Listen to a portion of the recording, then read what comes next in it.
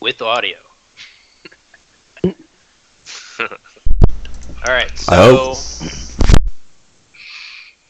All right, so to I guess recap, since two of you guys just came on real quick. So we did a recap on the items, right? So 1,000 gold pieces at the end of the fight, 8 black pearls, 1 enchanted chainmail with +1 AC, and you guys have decided who that's all dispersed amongst, correct? Yes, no, maybe so. Yes, everybody got 2 black pearls and 200 gold in their inventory, right? Yep. So add that stuff to your inventory if you haven't. Karga, do the same, and then there's a great sword, and then Kiku had the 4 cutlasses and the outfits, and then Talmek had a looking glass and a pirate hat. Okay, what am I getting? Probably you get that the +1 chainmail. And chainmail, yeah. What else? So 1 great sword. Any gold? 200 gold. Thank you. Okay. So, and then we kind of set sail for the treasure map location. Talmek noticed there's some additional inscriptions on the map as he kind of took another glance at it. He realized that after he looked at it real quick that he wasn't able to discern what language it was in. So Hada took a look at it and realized that it was in an old dialect of ancient Elvish, and the inscription on the map is what I put into the chat there. Find the cave hidden deep from sight, marked apart by fire that burns at night. Darkness calls and beckons within. Be wary, travelers, as you enter its den.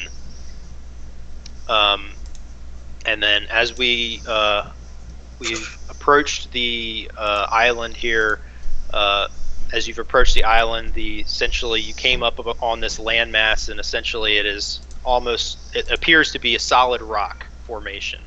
And the rock face juts up out of the water probably about a good 100 feet, almost a 90-degree angle all the way around in a circle. So it doesn't appear that you guys are able to traverse any sort of terrain. So you guys have been circling this landmass for a couple of hours. A couple hours go by. It's probably getting close to say like 9 or 10 o'clock. You start to see, as time goes by, the sun has set and the moon has risen, and so now it's fairly dark outside. As the moonlight shines across the sea and reflects across the sea, you get a sense that the fire that burns at night is in reference to the moonlight. As you can start to see, as you kind of come around the corner and you keep circling the side of the island, you come across and see this moonlight that's casting a light, an illumination light on a portion of the rocks. And as you guys get closer to it, you can see that there's actually an opening that's actually like an alcove, almost like a cave, that you guys can get closer to. The ship that you're currently on is too big to go into this alcove, but you see an alcove coming, seemingly out of nowhere. It's probably got a 30-foot radius, and it's kind of like embedded into almost the side of the island.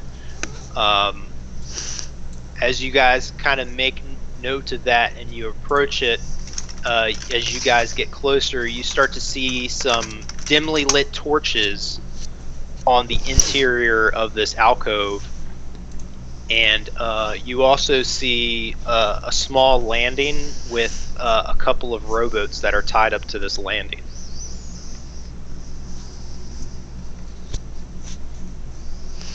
I don't. My character doesn't have night vision or anything, so I mean the torches are good. But does anybody want to go first? Do we have a dinghy? Do we have a small boat on this? So ship? as you guys approach this alcove, you guys are going to have to. You're able to see this landing, which is kind of like on the inside of it. So essentially, it's like you kind of understand that this whole thing is like an illusion, right? As you kind of mentioned before, and it's being kind of exposed by the moonlight. And on the opposite side of this illusion, there's a small landing with a couple of rowboats. So you're going to have to probably disembark from your ship and get onto these rowboats if you want to go further. I'm down to go. Do y'all want to go? Oh yeah, Sure. Yeah. Yeah. let's do it. Okay. So, so you make mention of disembarking from the ship. The captain, he kind of looks at you guys and he's like, he's a little uneasy, but he wishes you all well, and him and the crew are going to stay back and man the ship while you guys go look and explore the island, or at least this alcove.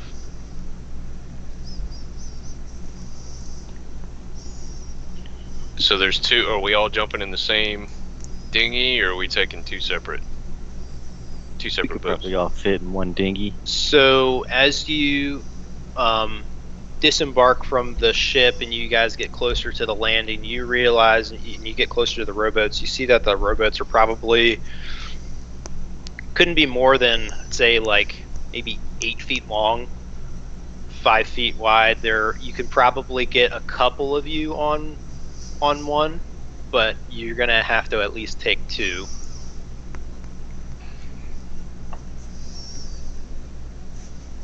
All right. How you want to do So this? who wants to go in which boat? I'll go in boat number 1. I'll go on the first boat. Yeah, I'll Yeah, get I'll in a take second. 2. And I guess Okay. I'll go with one. Yeah. All right. Let's do Right, it. so you guys get in the rowboats, and I'm assuming you guys are going to go into this alcove that's kind of outlined by these torches. Does anybody got anything that sees if it's a trap or not? Can anybody Cast sense? detect magic. Only for undead. I have find traps. Is that a cantrip or what? Ritual. So that's you sitting there for 10 minutes? Yes. What about just find traps? Is that a cantrip or a spell? It's a spell. It's a spell. Hold on, let me pull it up.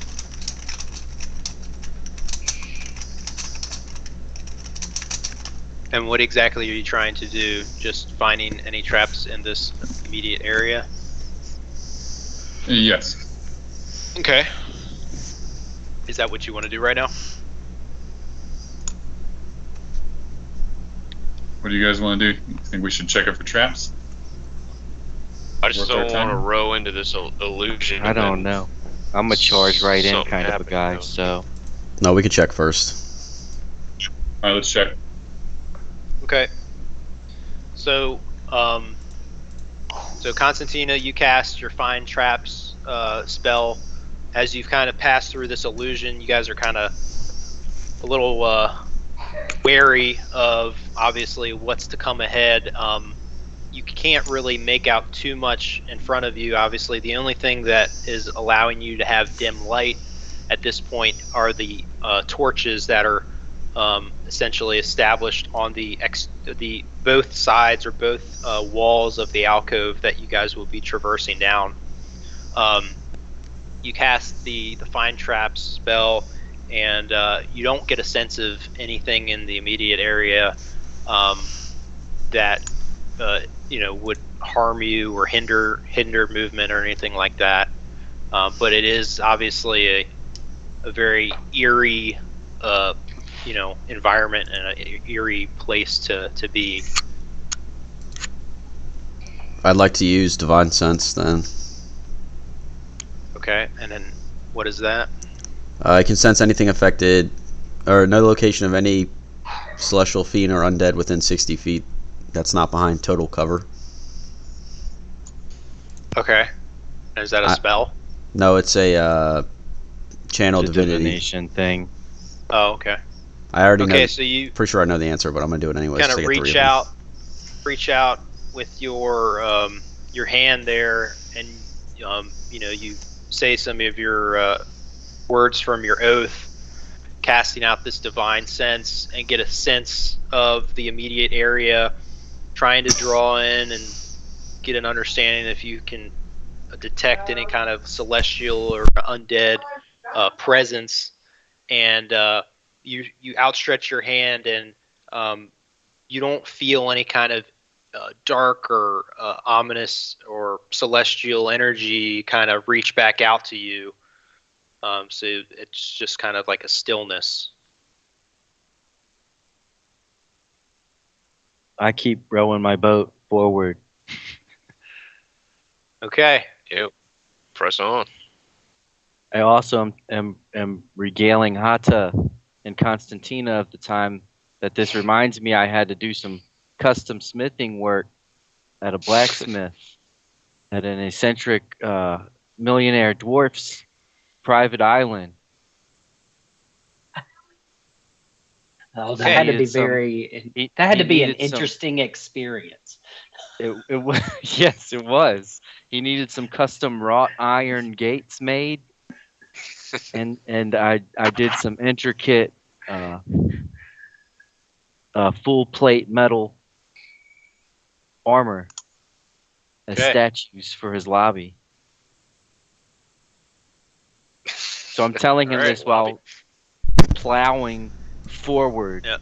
with the Yep. rowboat. Thank God me and Talmec can't hear anything. Hada, make a Constitution check, Okay. or a Constitution saving throw, I should say.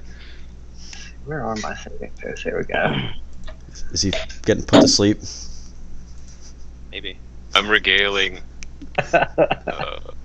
You managed to muster up Constantina. the strength to stay awake Of during this conversation, but it's difficult. Yeah. I want to show a little bit of interest, though, because he is doing all the work of rowing us to the island.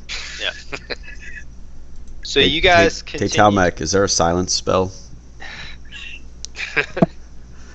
Hey, this reminds me of the story that Kiku told me about the Oh, Jesus. customer at the house that he worked at. This looks exactly like it.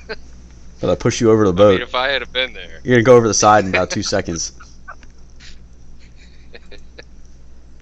So you guys continue to kind of row, and you keep rowing and rowing and rowing, and like I said, you've got torches that are kind of lighting the way, but they're fairly spaced out. They're on both sides of the kind of the passageway. So if you can imagine, you're kind of like on the inside of this island, kind of underneath, and all you kind of see on the left and the right and above you is kind of this, again, it's just like solid rock, except for these kind of lit braziers or torches, and obviously the water beneath you, and you just keep rowing and rowing, and you probably spend a good 1 to 2 hours rowing these boats in a circle, and it seems like you're going in a circle. What you're actually doing is, if you imagine the island as a circle, right, and you're kind of going in that circle, and you're getting it in smaller and smaller, and so this passageway is getting you towards the center of where the island is, but you're making smaller and smaller circles. As you continue to row, you notice that these torches that you see on either side of you, they are beginning to get more and more spaced out. and so it's beginning to get darker and darker. And it's getting to the point where you're seeing, you look in front of you and you look behind you and you see maybe one set of torches. And at this point, it's almost like you are in absolute darkness. I must have been. In Do you guys darkness want to for an continue hour. to row the rowboats this way?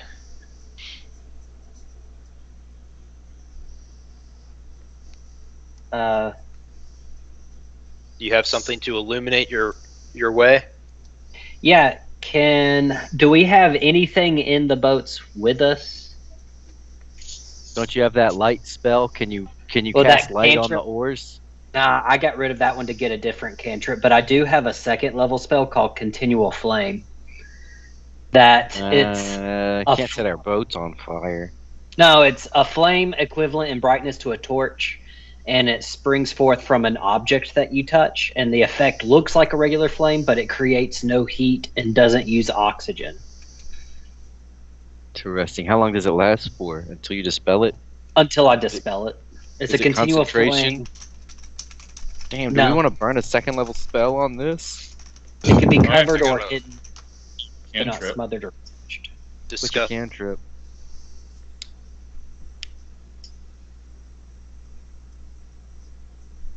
Jeff, you got, a Jeff? cantrip? Yeah, I have produce flame. It's bright light for 10 feet and dim light for another 10 feet. I have an old-fashioned lantern, 30 foot radius, and then it lasts for 6 hours. Man, I could light that up. I use my passive perception to see if there's Okay, anything so- nearby. Okay, so do we have any light sources? I'm You gonna ca- light. You're my, using your. I'm gonna light real my quick. lantern. Okay, so Talmec puts his lantern. He lights his lantern, and he kind of puts that up towards the bow of the rowboat. Kiku, you're trying to perceive what? Movement. Okay, again, it's so there's, it's. I'm not saying it's absolute darkness, but it's pretty close to it, save for Talmec's lantern. All you can see is the ripples of your guys' paddles of your rows, or yeah, paddles. As you kind of go through the water, that's all you can hear is the kind of the paddles making their way through the water there.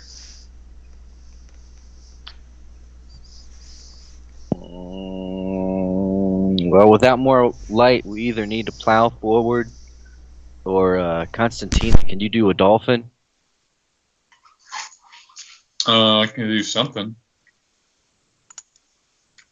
I'll take a look Surely with you my- can do a dolphin or a giant squid or some sort of a shark, preferably a dolphin. I can be a giant octopus. Giant octopus. That could work. Couple of tentacles latched onto the boats, and then he just pull us the rest of the way very quickly.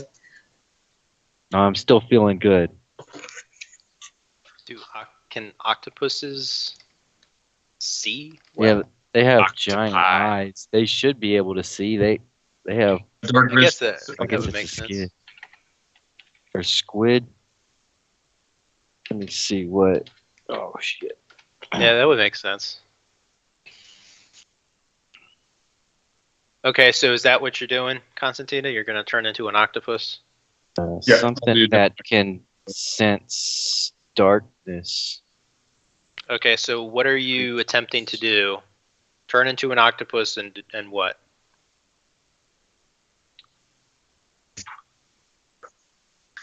I guess Just look around and see. just swim, keep following the path. Okay, so you watch as Constantina kind of just goes into the water. She kind of just all of a sudden splashes into the water. You hear the splash, and then all of a sudden you kind of see some movement, ripples underneath the water as she emerges from the water, and you can kind of see that she's turned into this octopus. And so, Constantina, you're able to see fairly well up ahead. You again get a sense for kind of where you've been and kind of the pattern of how you guys have been kind of going in the circle, and so you can kind of get a sense of that. If you continue on the way that you're going, within the next probably couple of minutes, I would say, you can see how you almost sort of see how that there's appears to be some sort of like change in the water, like almost like that there's some the floor of beneath you is kind of starting to rise and change elevation as you essentially would the same as if you came up to like a beachhead or something like that.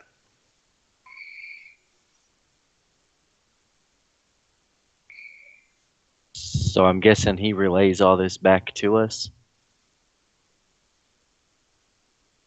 You would have to turn back to an octopus.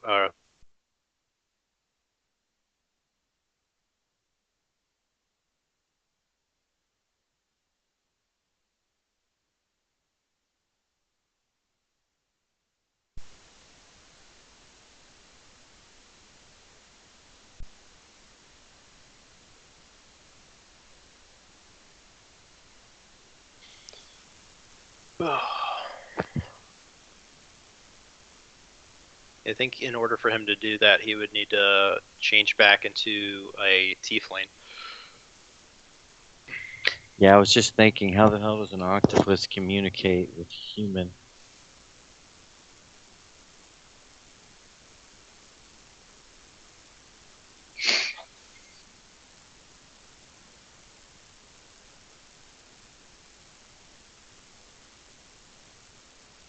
There's always the off chance he goes rogue, though, and takes off in octopus form for the beach and leaves us in the rowboats.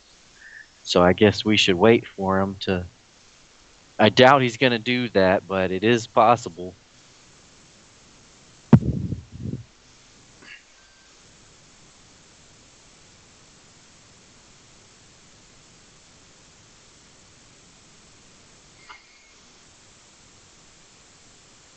Do lanterns not just work in this game? I thought he bought that oil because he wanted to light it on fire and throw it like a bomb. Doesn't a lantern not need oil? I guess it depends on what you're using for fuel. I mean, if you have like a wax candle or something inside of the lantern, that could potentially work as well. Okay.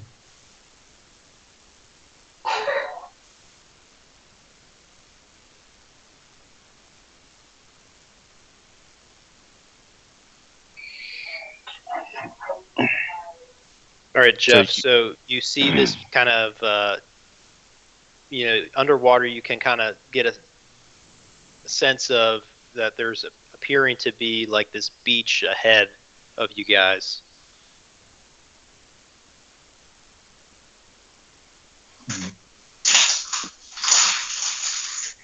Yeah, so I guess I gotta swim back and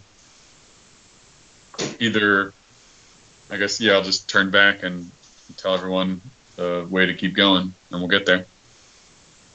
Okay, so are you gonna turn? I guess you got to change back into a tiefling then. Yes. Okay. All right. So he pops back out, hops in the rowboat, kind of lets you guys know what's going on. So you guys make your way even further. At this point, it is essentially absolute darkness. You keep moving up, and until you get to essentially you get into an abrupt kind of stop, where you make land with this beachhead behind you. And then as you kind of approach it, you do see you see one lit brazier that is kind of marked on the beachhead. It's kind of illuminating it, very dimly lit. That is in fact a beach area. So you guys all kind of make land and kind of disembark from your rowboats. As you guys kind of start to traverse the beach, you realize it's not really that large or long. In fact, it's just kind of an outcropping, probably about, a 20-foot long beach, 10-foot wide. Kiku, with your passive perception, you're able to get a sense of, as you kind of walk along the beach, you're able to see some, sand and driftwood and stuff like that. But you're also able to make sense and able to see some small fragments of what appear to be like bones and skulls. Oh,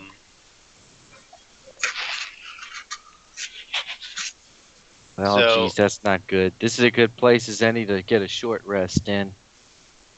I'm tired from all that rowing.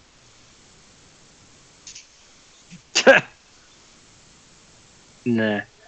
Let's do it. It would be nice to have full wild shapes and full channel divinity. Yeah, I would get a wild shape back into my spell slot back, I think. Spell slots. I don't think spell slots come back on short rests. True, it could be different, but well, if you're a freaking wizard, then they come back. But some of them do, yeah. Because I'm School of Evocation, so if I used an evocation spell, I can get half of my spell slots back. Oh, that's pretty cool. So as you guys are kind of talking about this, the short rest on the beachhead here, you kind of see this kind of, again, like up against, you're kind of in this alcove. You've had kind of stone on every side of you. As you come up to this beach and kind of look at the wall before you, you get a sense that it's still kind of like a stone, rock face, but you do see what appears to be like some cuts in the wall. It almost appears to be what would be a kind of like a entryway of some sort, and as well you see on the beach there, you do see kind of a basin. It's kind of like this dark stone basin, probably about 2 to 3 feet tall, and on top is just this basin that's probably about, I don't know, probably 3 feet in diameter, and there's some appears to be some writing on the basin. Hey guys, while we're resting here, Hata, you might want to take a look at some of that writing. Yeah, I'd like to go up and get a better look at the writing on that. So I'm gonna walk on up to it. Okay, so you you kneel down and you take a look at the inscription on the basin, and it appears to be in the same ancient Elvish as the treasure map. And it says, the inscription reads, "Fill me to the brim to uncover the way in." Ooh. So I tell them we need to fill it to the brim, but it doesn't say with what per se, but it could be just water, and that would show us the way in. Or it could be a trap. Do But you it see tells anything us. there to fill, Hata? Okay, do we have, looking around, do I see anything that we could use for filling the basin? There water coming in somewhere or something? You don't see anything. Make a perception check. All right.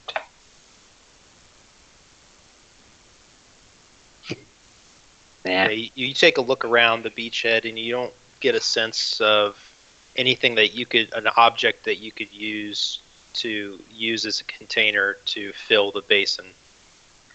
How big is this basin? Huge or kind of small? It's 3 Like a- feet. It's probably like 3 feet in diameter. It would. It's going to hold a decent amount of some sort of liquid. Ugh. Well, we can't bleed that much, so it's probably not blood, I hope.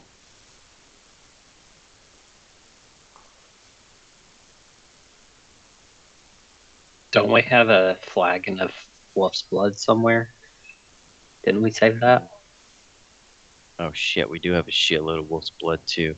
Let's fill it with water first and see if that works. Can we pick the basin up and carry it in towards the water? And stone. Or is it Make a strength check with disadvantage.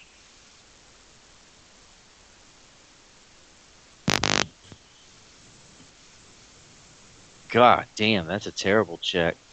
So Kiku, you kind of walk over to the basin and you try to strong arm lift it, and you can't even get this thing to budge at all. You start exerting enough force to have veins pop out of your face and neck, and you've got, you're clearly exerting as much force as you can to get this thing to budge, and it is not moving at all.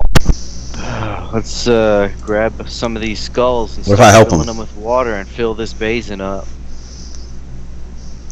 What if I help him try to lift it? Make a Can I straight look at the? strength Can I check. look at the bones? A straight At strength check. disadvantage? Yep. At disadvantage or regular? If he's helping you. Oh, yeah. So let's see. Okay, so since he's helping you, you got an 18. So go ahead and make another strength check, Kiku. God damn. Okay. So,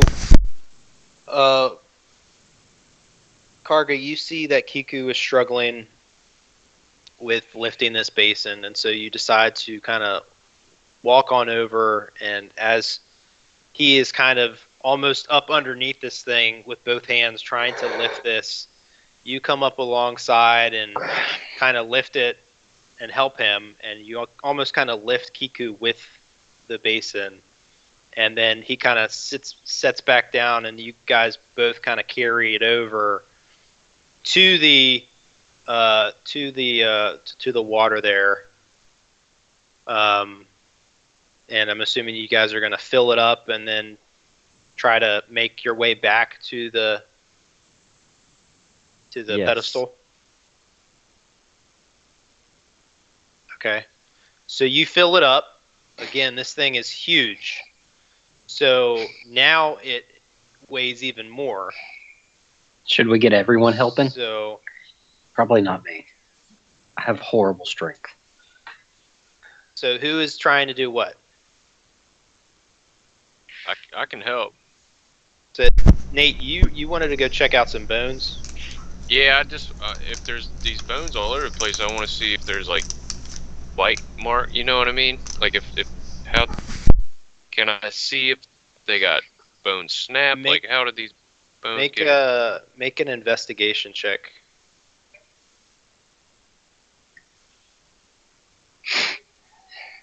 $19? You go Nice. over to some of these bones and you kind of pick them up, and you're trying to get a sense for, what kind of bone this is, or if you can get a sense for how these have been broken, apart and discarded, but you don't really get a clear understanding of that from the from just picking up the bones and kind of looking and feeling them. It appears that whatever has placed these bones here it has been here for a long time, and there's no pattern. You look across at some of these other bones and some of these other skulls, and it doesn't appear that there's like a pattern to these breaks or these bones or anything like that. Everything's kind of just like disorganized and random. It's just a huge graveyard. You get a sense that it's just kind of like a huge graveyard of discarded bones. Oy. Yeah, well, I go over and I help with the water. All right, so we have 3 people that are lifting this basin. Okay. I want each of you to make a strength check. Does a nat 20 count for nothing? Did you just do a nat 20?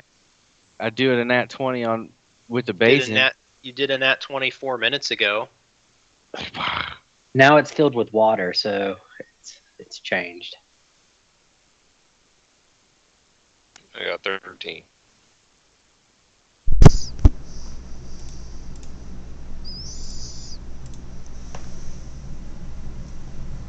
Where's dang check on my sheet? It should be on your underneath. Actually, well, go ahead and do an athletics. Okay, perfect.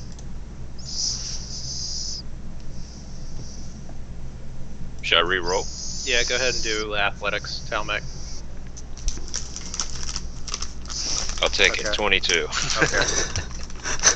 All right, so now the basin is even heavier, and so now it requires 3 of you to, now that it's full to the brim with this black water, you guys are making your way back over to the basin, or I'm sorry, to the pedestal, and you manage to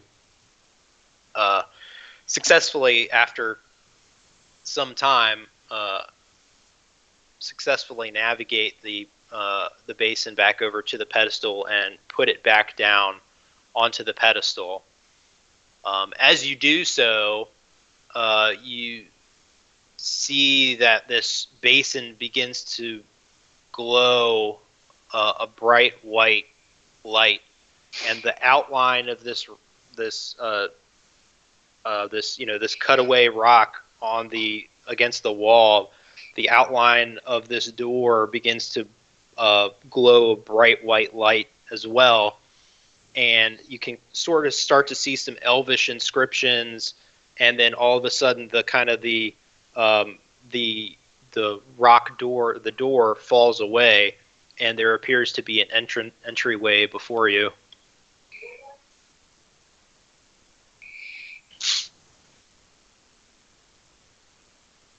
I'm getting a lot of Halls of Moria vibe here, but let's keep going.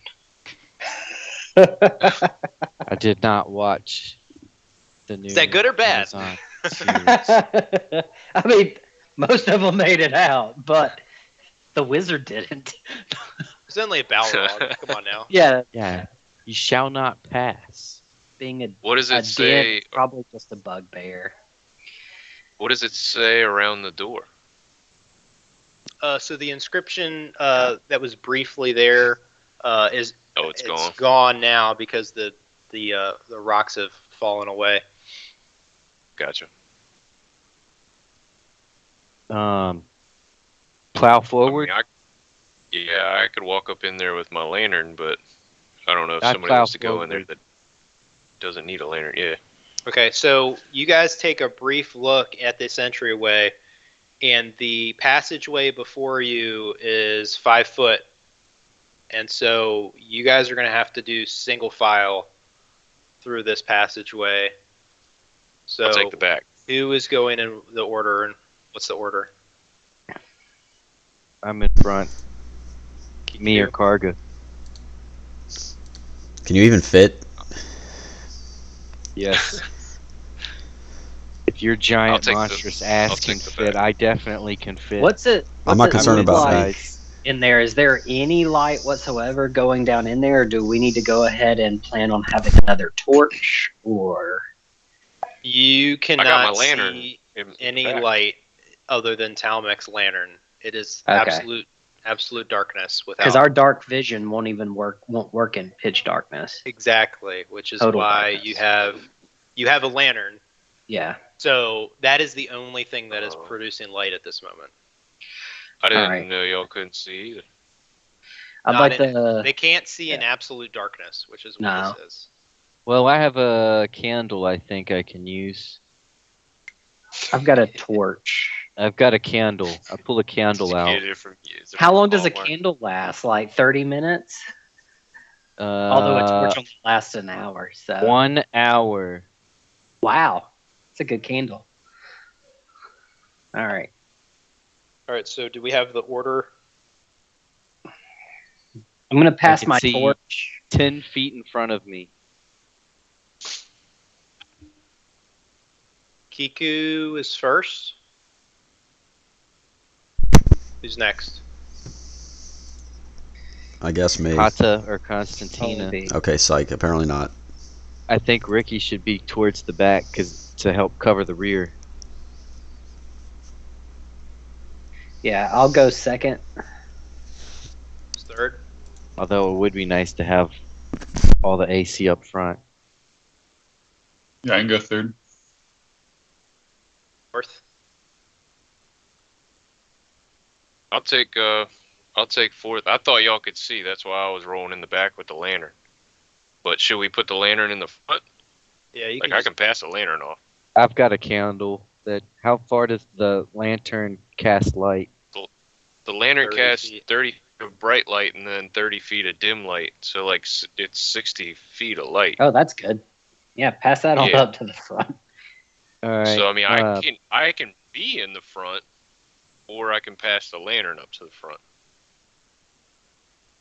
I'll take. What's the order so far?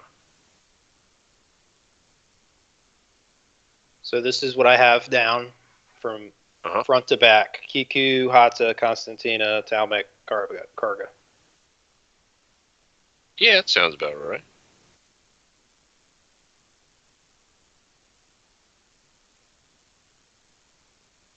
Okay, so Talmek, are you giving your lantern to Kiku then? Is that the plan? Yep. Okay. All right. So you guys start to make your way into this passageway. Again, it's very narrow, so you have to go in single file. As you kind of walk down through this passageway, you're looking left and right, up and down, and it's just again this like solid rock. You're not getting a sense of anything other than that. Kiku, as you lead the charge with this lantern, you continue to make your way forward until you manage to hear a click as you step on something. I need everybody to make a dexterity saving throw. Would my passive perception not see the trap? No. Oh, you've got to be kidding me. Say a dexterity saving throw. Yes.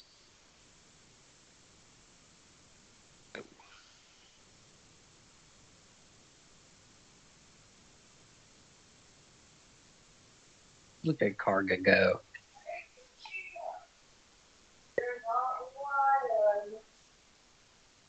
Oh no. All right, give me 1 second. The two guys with no armor are the least mobile. What the hell is that? That makes no sense. I rolled a 3.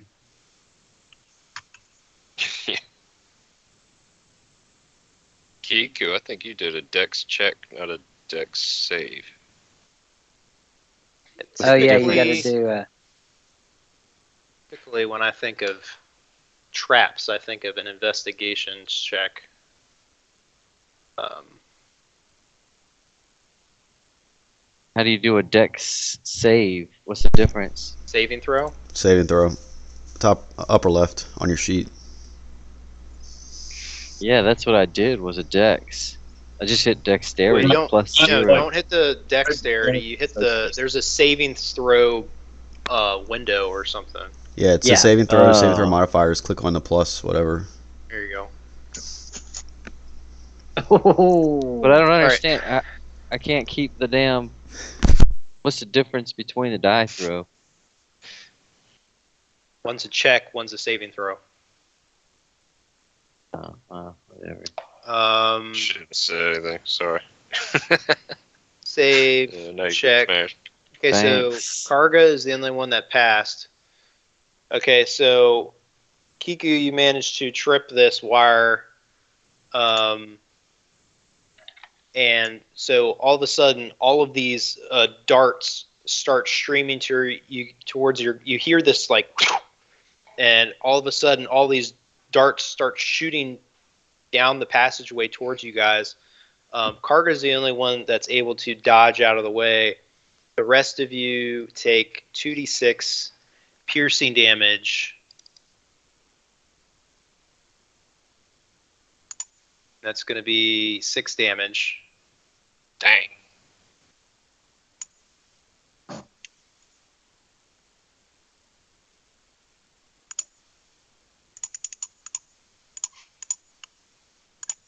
So should we check for traps? Or is it too late now? I guess we should have done that before. Well, Kiku's got this passive perception. Typically, I think of traps as like an investigations check, but willing to consider have that a- next time. 13 passive investigation. Is that worth anything? No. Okay.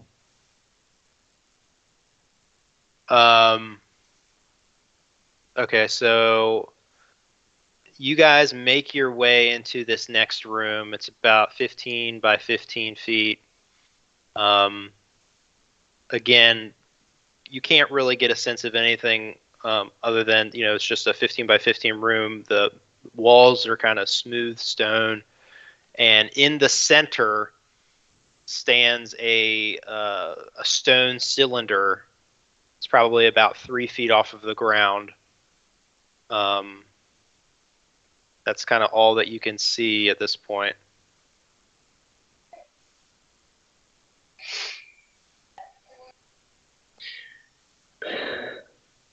Can we detect magic, or should we start checking for traps and stuff? Cast detect magic. 10-minute. I don't know how many. I don't know how You many spell begin slots. this ritual to detect the magic in the immediate area, and you don't get a sense of any presence of magic in the immediate area.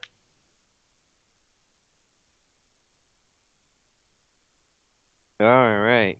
Do we want to kind of split up a little bit?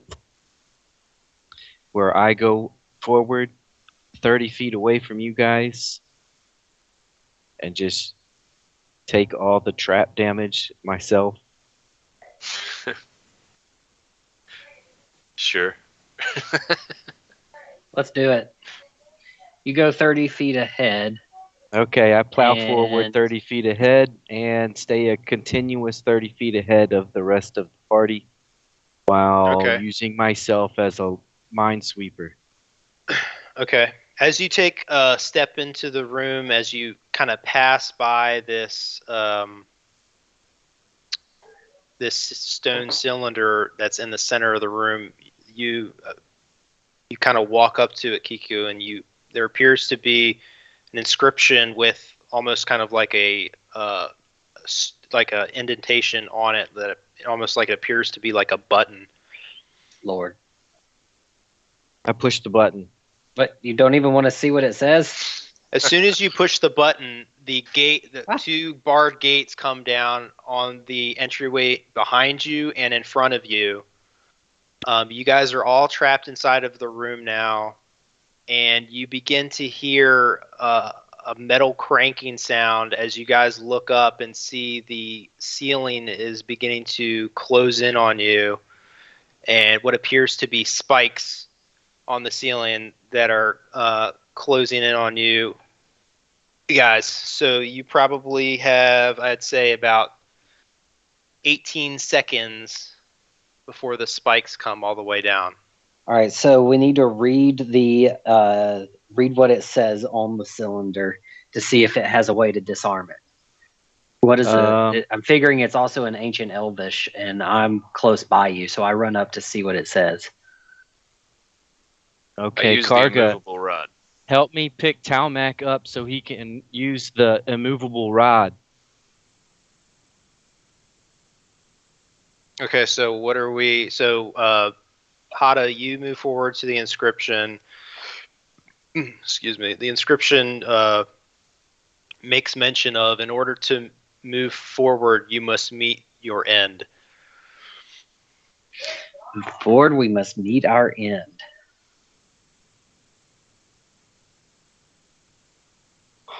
Say that again? I'm not good with riddles, guys. And in order to move forward, you must meet your end.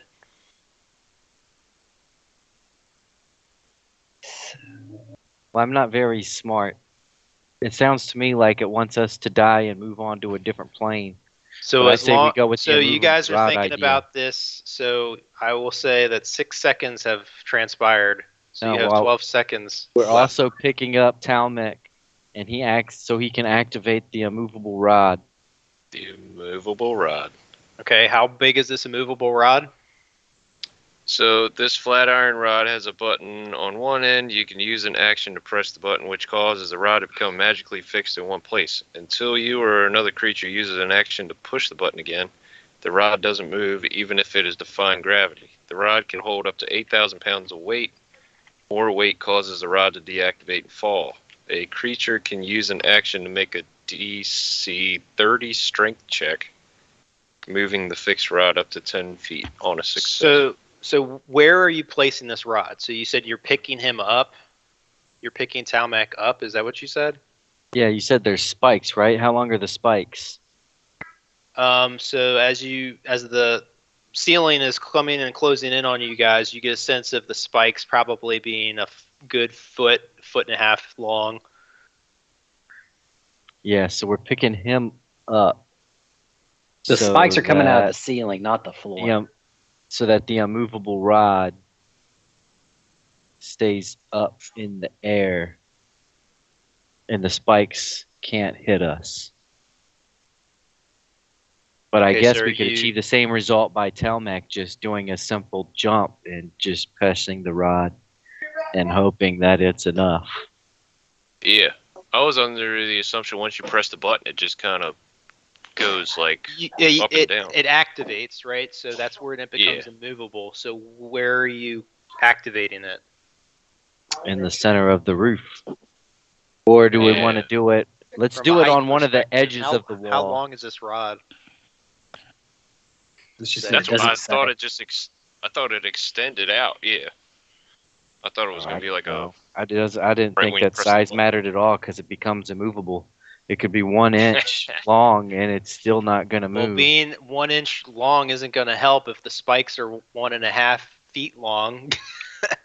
Well, what I'm saying is the spike comes down until the rod makes Oh, I see what contact you're with saying. the I see what you're actual saying. ceiling Yeah. itself. So how So- far from the ground are you activating this rod? I mean, I'm going up as high as I can. So, Okay, so well, you're you don't kinda want to go reaching too Without high being, because we without might being hurt. we So you're might be reaching able up we and need to- activating it? Yeah, we and would it like doesn't to really see if matter it gets how us long back. it is because it doesn't have to. It doesn't have to be against like a floor and a roof. She don't know What did she's talking about. Cassandra say? Oh, it matters. She just went, "Oh, it matters." You're not helping. It doesn't have to be up against like the roof and the ceiling because it's magically fixed in It place. says it can defy You gravity. should tell her you guys are about to die. Yeah, we're about to die, so I really need you to work with me here. It says it can defy gravity, so take that for what you will. Yeah, so it's up against. We'll put it at the very corner of the platform. Okay, so you got it. You're just gonna what platform? Whatever the damn ceiling's called. 3 Okay. hours later. So you're just reaching up and activating it as high as you can, is what I'm getting. Yes. Yep.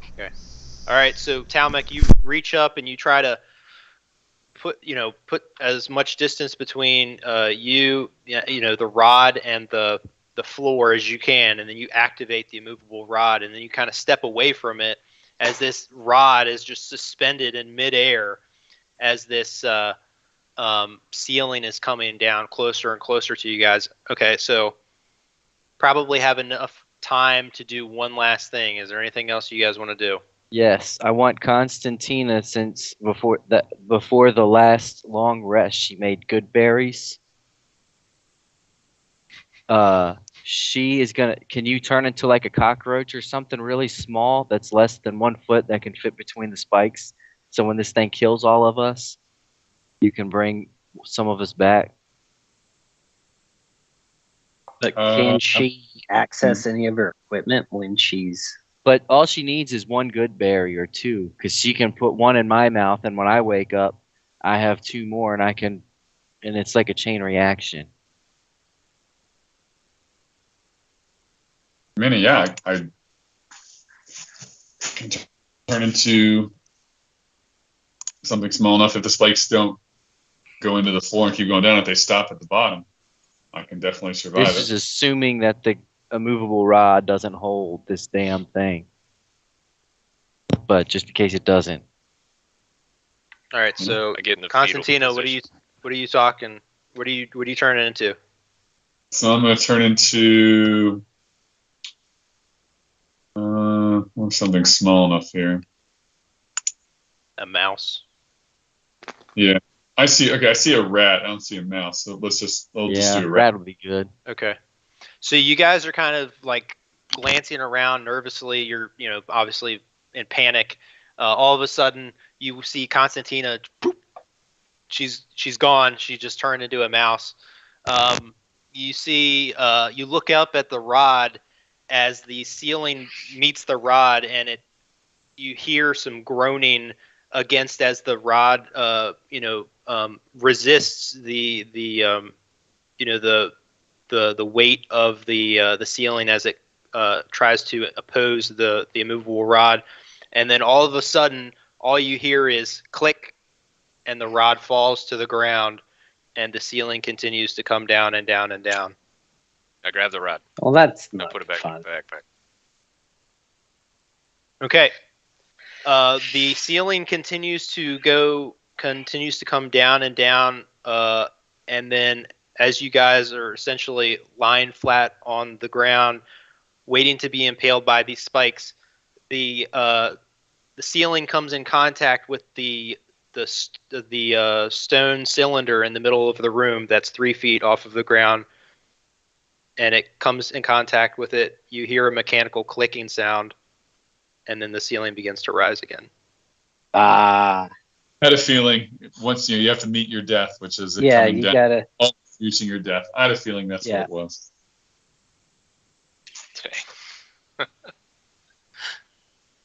Just kidding. Hey, Gonna go kill pick you that guys rod that up. quickly.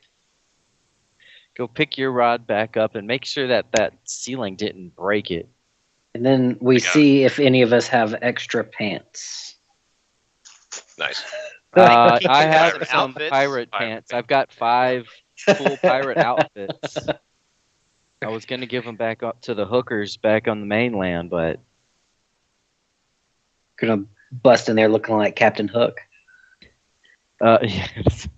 All right, so the ceiling again continues to rise and rise and rise, and then it resets.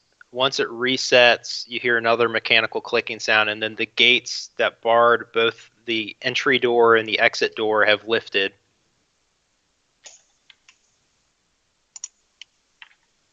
All right, well, keep going forward. Plow forward. I have not Okay. learned anything from that experience. Are you guys going to, as you're going to come into another hallway, it's going to be another narrow corridor. So what's going to be the order? Same. Same order? Same. Yeah, we'll go the same. All right. So you guys continue along the narrow passageway. Again, Kiku leading the charge with the lantern in tow. And again, as Kiku continues to traverse this narrow passageway, he manages to step on a stone slab that indents, and you hear another click. Go ahead and everybody make another dex save. I'm still 30 feet in front of everybody. Is this a wide area attack, Ben? God damn. Is that what you guys are doing still? I thought it was the same order where I was thought 30 so. feet Kiku, out. make a and dex then- save. Kiku, make a dex save. Let me do the deck saved so I don't have to re-roll it. God damn it. Oh no. I guess, did you get a 1? Yes. Oh, wow. Okay. All right, so Kiku, you've decided to, again, My lead the feet's getting charge because you had a feeling that there are going to be more traps. So you wanted to be the martyr, and you ahead, again, instead of checking for traps, lead the charge.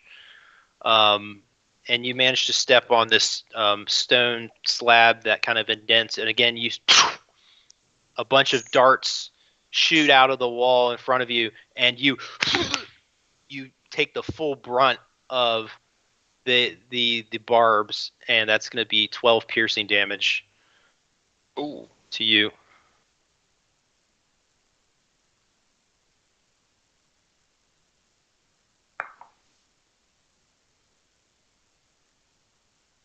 I could Good take on one you for more. splitting up Charge then. forward. Okay. I can take more. Can we might need to like let him go to the back and put someone else in. Ugh. All Keep right, moving. Kiku, you managed Ricky's like- to make your way to the next room. Are you gonna go get the Can't rest be of a your bitch your party? Or whole are you gonna life. do this next room by yourself?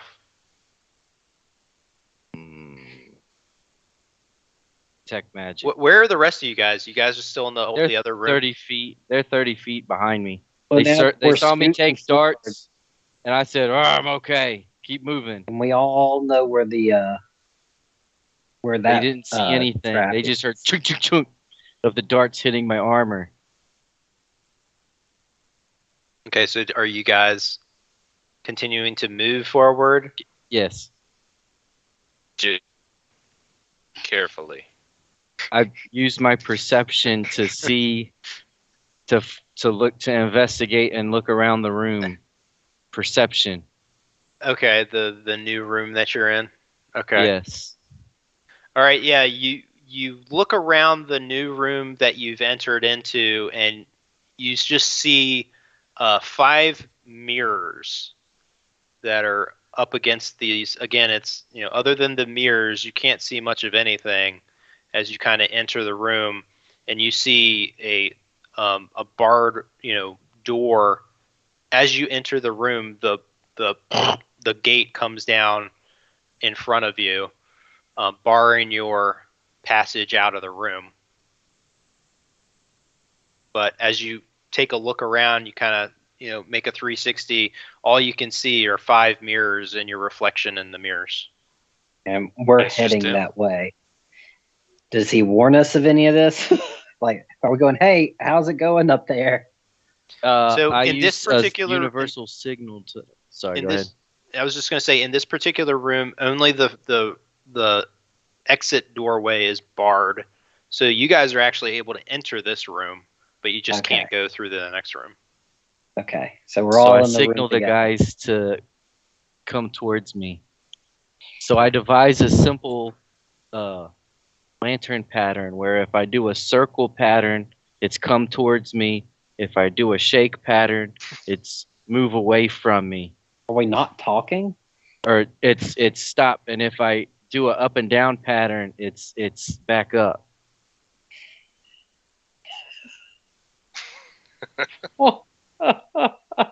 We're doing. Those are sign the language patterns. They were good enough for the Light coal language. mines. They're good enough for you guys. and Take it. True.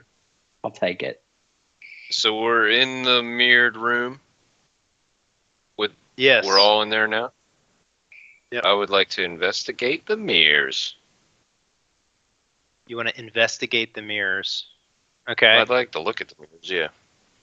So are you looking at them all collectively, or are you just looking at one specifically? Or I'm just looking at. Well, just looking at them. Yeah. okay. Looking at the frames. Go ahead. Is there a frame? Make an investigation check. Oh, snaps. I got an 18. Okay. So, Talmec, you kind of go up to the mirrors and you start to look at them. And you kind of see the frame, the outline of the mirror. It's got this kind of like gold inlay. They appear to all be symmetrical to one another, identical in shape and size. Other than that, there's no discernible characteristics that would differentiate one from the other. Okay.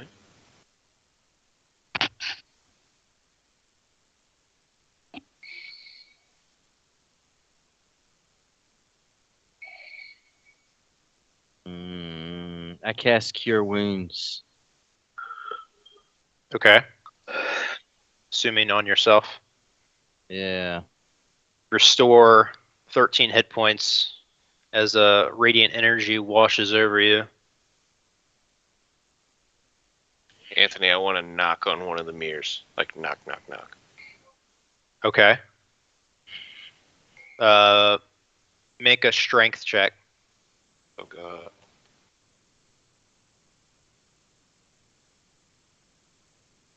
It's not a hard knock. A 10. You manage to knock ever so slightly on one of the mirrors, and you see the glass reverberate a little bit and vibrate based on the impact, and then it kind of reverberates less and less, and then it becomes still. Is it like a liquidy, or is it just like a mirror bouncing? Yeah, it's just the mirror bouncing. Okay. I point the lantern directly at the center mirror.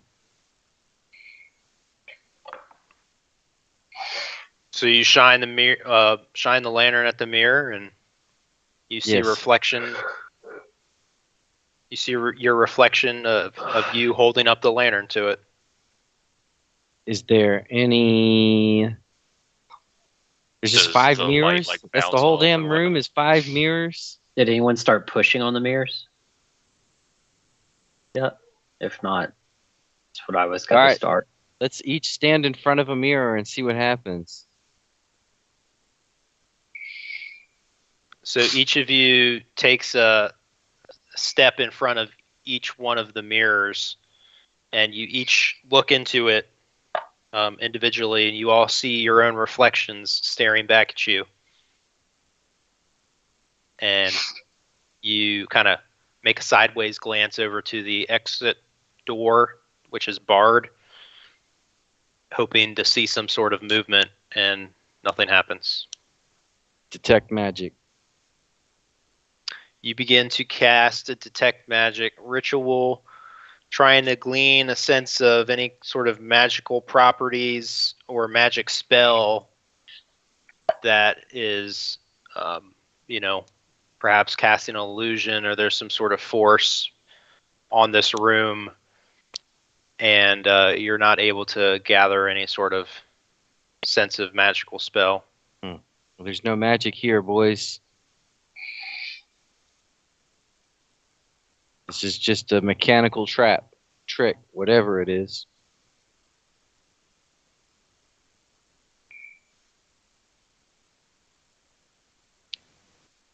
So the Can I whole do a room strength is check it's to- I'd like to go up and investigate the bars that are over the exit. Okay. What are you looking for? So I was gonna see if maybe any of them, if they're all solid, are they all solid? Kind of just pushing on them, pushing and pulling, and trying to see if there's any give in them. If that's also part of like this sort of illusion. Yeah, go ahead and make a investigation check. Dang. So you make your way over to the exit, and you stand in front of this, this barred door, and you kind of glance up and down. You put your hands up against the bars and shake. Seems pretty solid. Doesn't seem like there's anything, unique about it, other than it's something that's preventing you from getting out.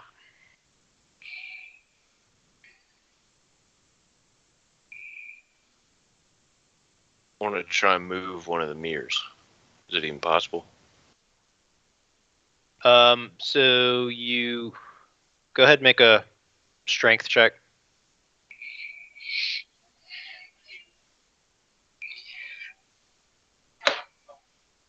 $22. You're nailing these So- strength checks. You go up to the mirrors, which are kind of, again, they're on the wall. They're fixed to the wall. And you put your hands on either side of the frame, and you yank it. And you yank it so hard that it comes off of the wall, and you manage to crack the mirror. Oh, now we don't have any good luck. What's behind the anything behind the mirror? Anything on the wall? Anything behind the mirror Just the itself? fixture. No, there's nothing on the wall other than the fixture that was holding the mirror in place that you've now ripped out of the stone. What's behind the mirror? Like nothing behind You the take mirror. a It's just you straight turn it around, and there's nothing on the back of it. So there's just 5 mirrors in a room, 4 mirrors in a room. I really feel like we Yes. should all get together and go to like an escape room because we're doing great. I'm seriously about to take my hammer and start smashing these goddamn mirrors and seeing if there's a secret passage behind one of them. Because there's no magic to it. It's not a trick. It's just a fucking thing. Like, is a cracked mirror that bad? How was it attached to the wall? Was it glue? Was it screwed to the wall? Talmac, there how no- did you... There's no other thing in this room besides these 5 mirrors. Like no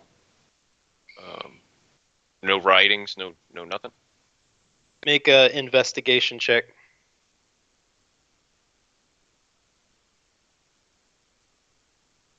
Oh snappies! 22 with a net 20. So you and Talmec, because he has his passive perception, kind of scan the room, trying to get a sense of what other kind of meaning that you could glean from this room other than the mirrors. And there doesn't seem to be any sort of hidden words or instructions or inscriptions.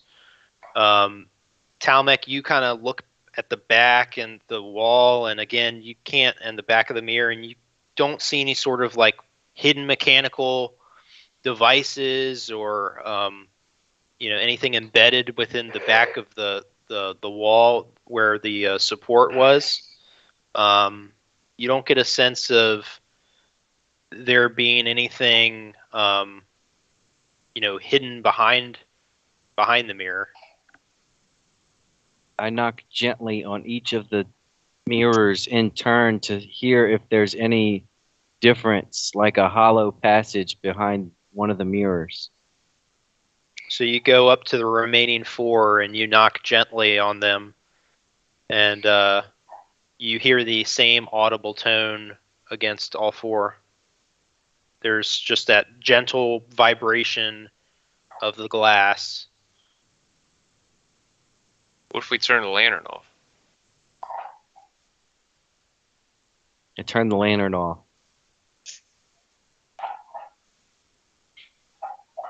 No, So you turn the lantern off, and now there is absolute darkness. And you hear the gate rise. Oh, snap. Oh, you did it, Town Mac. Everybody run for the gate. Same Like order. freaking stooges. Ain't nobody know where we're running. Are you guys We running can't blindly see. to the gate? Can we relight the lantern? No, I. Say, go ahead and make a dexterity check. Oh, man. Can we not do Whoever's- like a? Hold on. Everyone go to the freaking gate, unlight the lantern, and then you're already there. I want to do a. A 12. Yeah, let's just do the dexterity check, whatever. Is everyone doing a dexterity? So Yeah. only if you're Man, running said it. like a crazy person in absolute darkness. That's Oh, me. discard mine. Mine was a pleasant stroll. I wasn't running. So Kiku takes off like a shot in absolute darkness as you hear the gate rise, and then all of a sudden you hear a Oh. smack as he runs headlong right into a wall. So go ahead and take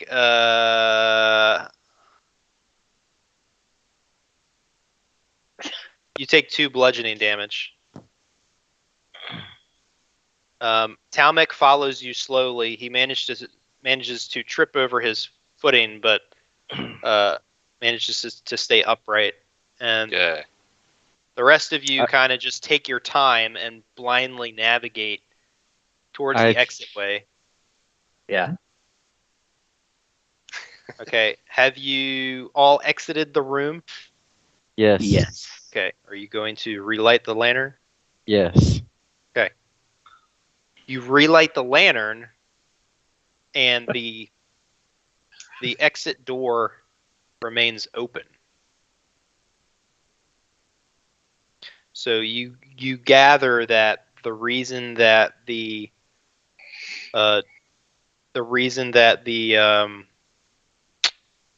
door remained closed was because that you could see there were reflections in the mirrors that were your images. Without the light, there was no reflection. Cool beans. I Okay. keep plowing forward. Well, I wasn't expecting that to happen. I thought you guys were going to have to break them all. But okay, that works out too. I was gonna. I should have just smashed them. You Damn could have it! just smashed him with your hammer. I know that would have been so much more satisfying. Okay, let's see. All right. Got another narrow passageway. What are we doing? Keep plowing forward. Yeah. Okay. Same order, 30 feet With ahead. same. Yeah. Okay. Unless Cargo wants to eat some damage, I'm perfectly comfortable taking lead. All right, I plow forward. All right. Full You steam guys ahead. watch as Kiku just charges ahead. High step in the whole way. This time, however, you don't hear any kind of weird noises or see him get shot with any darts. In fact, he makes it successfully to the next room. The next room has a dimly lit brazier in the center of the room. And you, Kiku, you are also able to see as you enter the room with your passive perception, you're able to see a treasure chest with what appears to be some elvish inscriptions on it.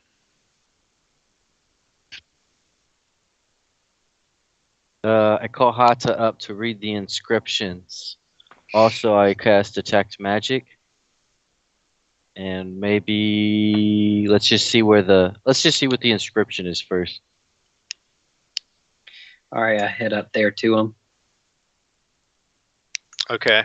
So Hada, you go up and you check out the inscription on the outside of the chest, and again, you can't exactly make it out, but it essentially says something to the effect of, here is the treasure of Aquelian.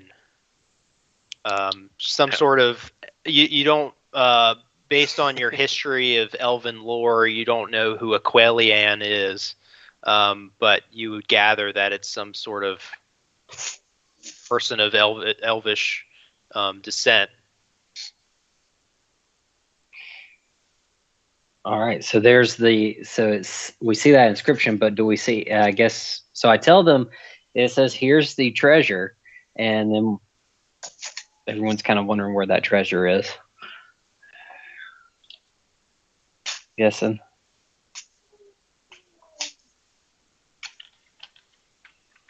Do we burn another cell slot?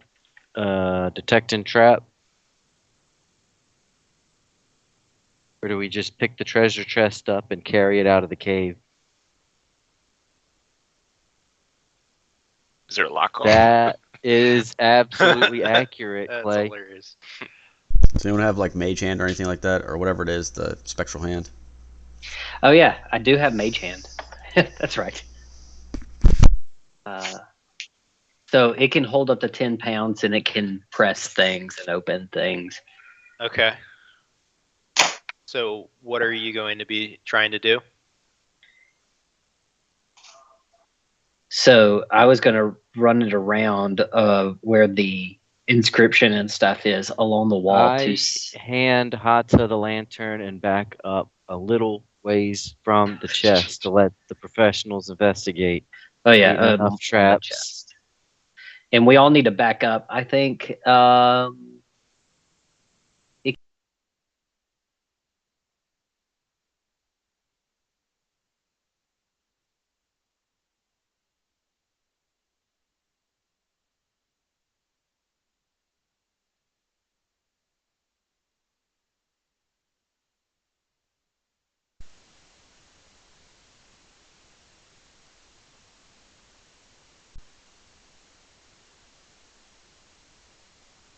How long does this mage hand last? You're muted. Its duration is a minute. Okay. So, but we all can back up close to 30 feet. And then I was going to use it to open up the chest. Okay. So everybody kind of takes a step back, and Hada, you cast Mage Hand, and you see the spectral hand, and it kind of moves around the chest, and then it goes ahead and it kind of opens it up, right? And then as soon as it opens it up, you see this electricity come out and surge and crackle, and then all of a sudden it dissipates. And that's it. And that's Nice. it. As the lightning energy goes out, it crackles and it echoes throughout the room and the hallways that you've kind of just come through. You can hear a faint noise, and it's starting to get louder and louder and louder and louder and louder. I need everybody to make a stealth check. Oh, fuck. That's not good. Yeah. Ooh, I'd be hiding, bro. 20. Hold on. That's wrong.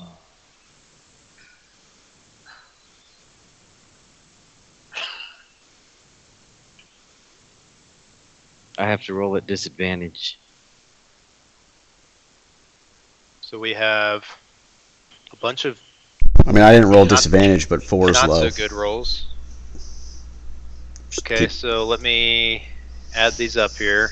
Let's see, we lost Jeff. Let's see, maybe wait for him.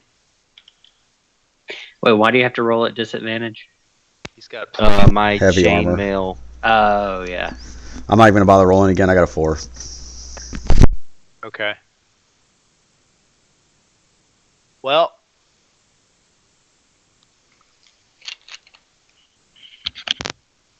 I've got practically no armor on. How am I so loud and not stealthy? all right, let me switch these up.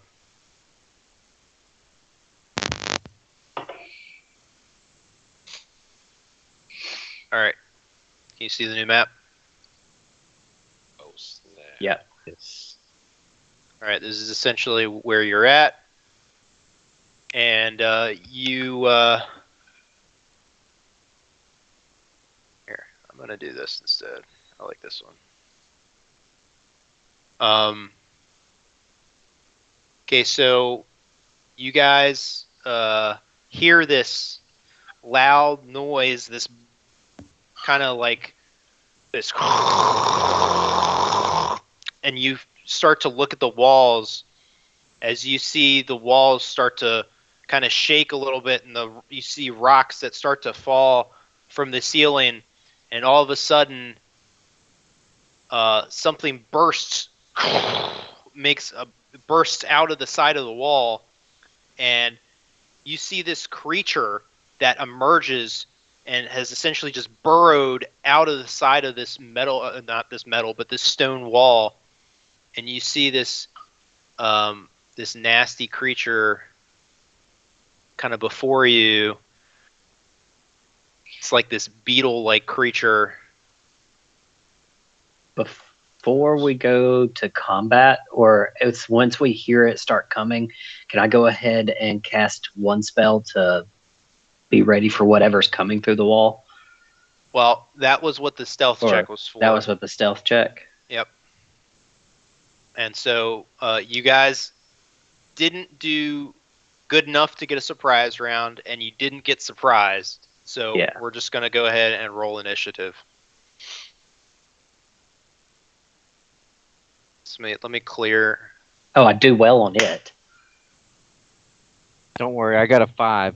I've got a long tradition of being last in the initiative round. I do not want to break that streak. I know I'm first in your hearts and first to eat all the trap We got a damage, 2. but I'm last in initiative. All right, that works for me. And we're missing Jeff. I guess I'll just add him to the combat tracker. He rolled an 11. Yeah, exactly. Don't put him in last. Don't take my spot from me. All right, so again, so this thing emerges, and let's see if I can send a picture or something. You see this beast. This kind of looks like a beetle, a huge beetle with claws and this like huge mandible. Step out in front and kind of like glance at you guys, and it's like all you can see is its kind of, you take a quick glance, but it hasn't started to look at you yet, but you kind of see its like yellow narrow slit eyes. To be clear, you said creature, right? It is technically a monstrosity. Oh no, that doesn't sound good. But aren't monstrosities a type of creature? I don't know.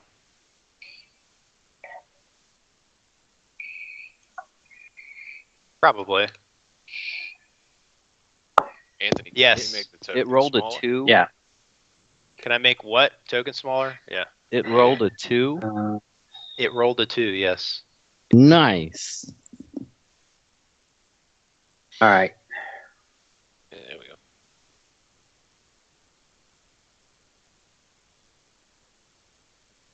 Well, I guess a creature is any DM-controlled monster in general. So there you go. That sounds about right. All right. So, who's up first? That'd be Hit 'em up, Hata. me. Okay.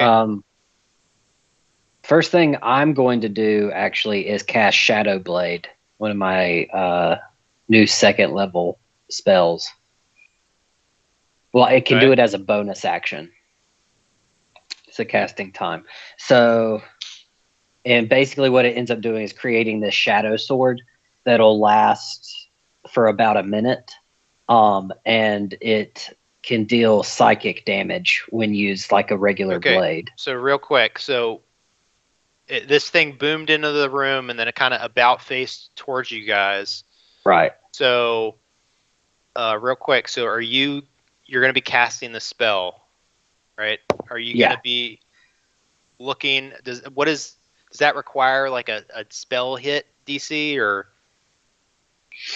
No, it's casting time, one bonus action, and then concentration up to 1 minute. Oh yeah, it does take a spell slot. No, but it requires you to like cast you need to like the hit modifier for the spell or whatever. Yeah. Yeah.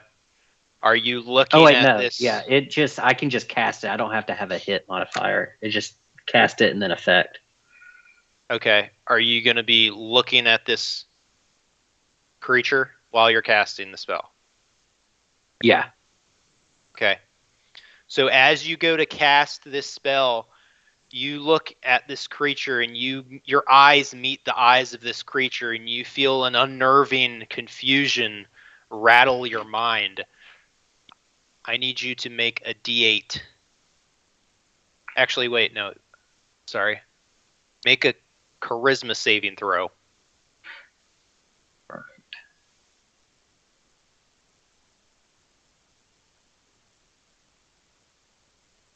Okay, 14. Okay, so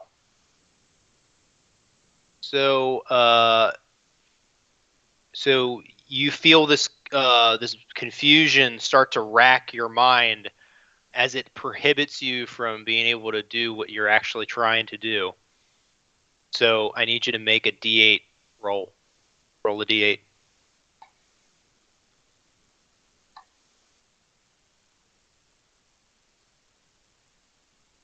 Okay. So as Hada goes to cast the spell, you guys kind of glance, do a quick side glance to him, and you kind of just watch him as he kind of all of a sudden he just lowers his staff, and he kind of just stares straight at the beast. Oh, damn. That's going to be the end of your turn. All right, Talmec.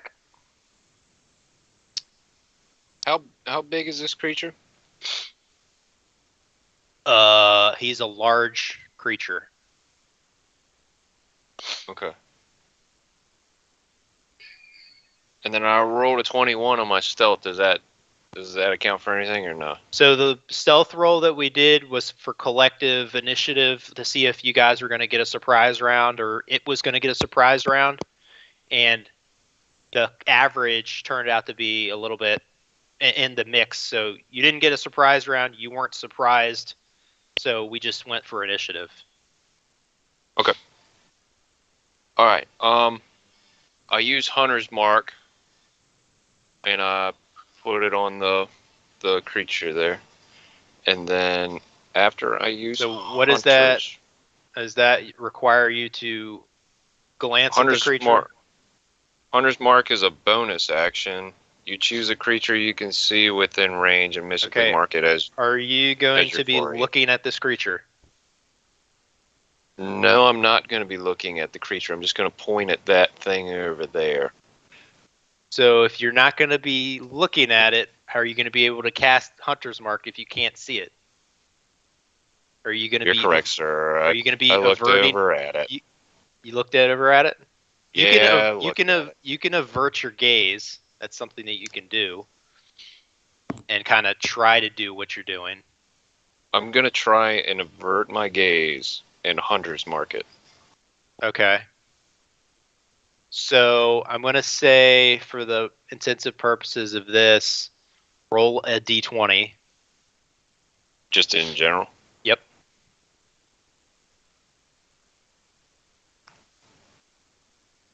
Great. Okay. 4. So you avert your gaze and you try to cast this hunter's mark on this creature, and you miss. Okay.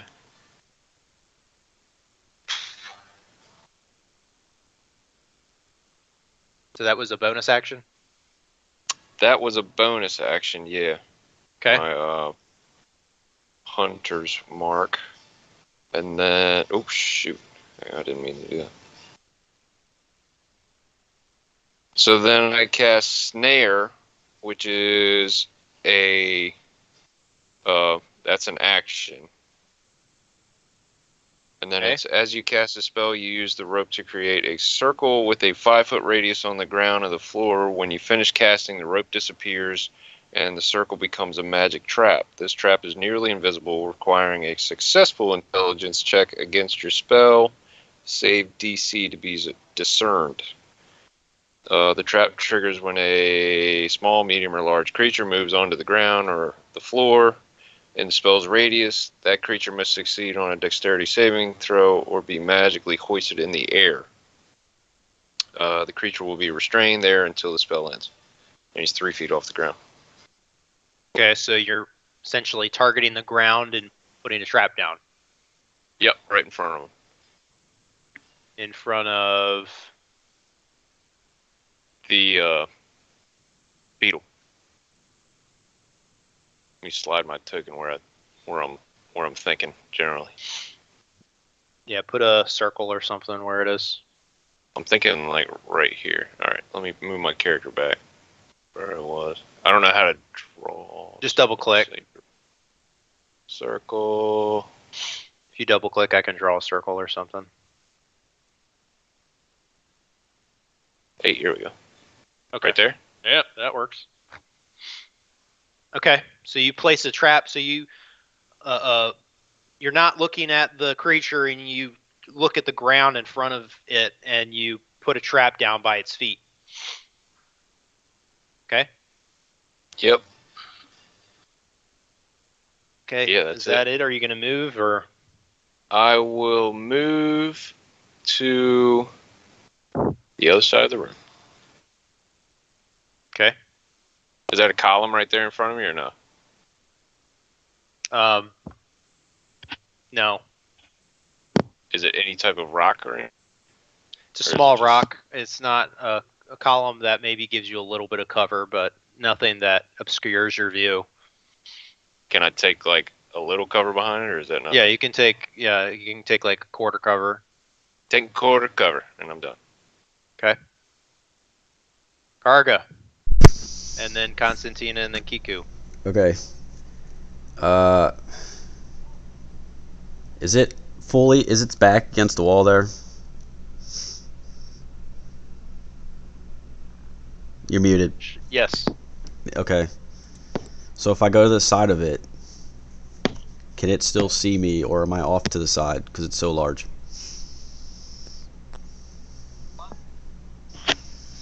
Say that again. If I go over here, let me move my. So if I move, like let's say right here to the side of it, Mm-hmm.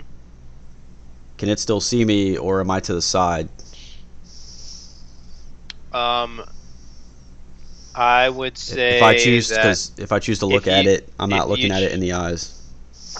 if you choose to look at it to attack it, then I'm looking at its side. Well, no. If you look at it to attack it, it'll look at you. You can avert your gaze while you strike it, and you would attack at a disadvantage, or you can look at it while you attack and do the DC.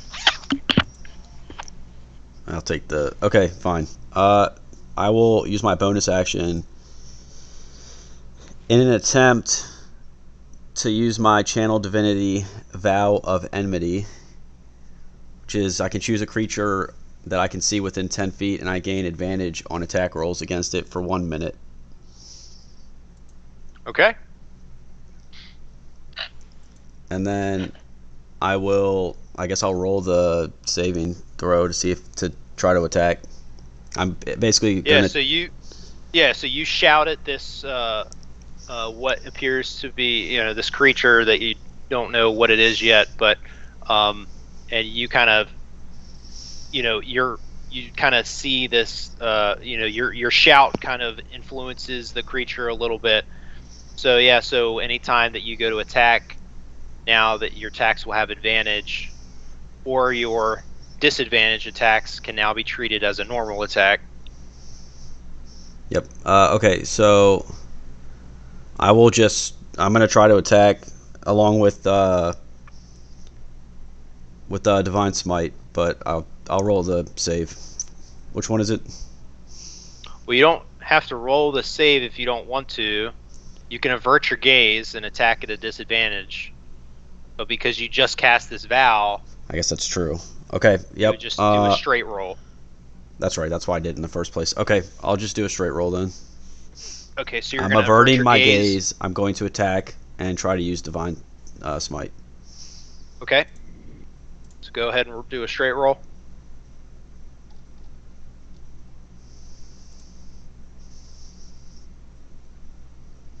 That'll hit. All right. And then it's going to be 2d8, so let's see.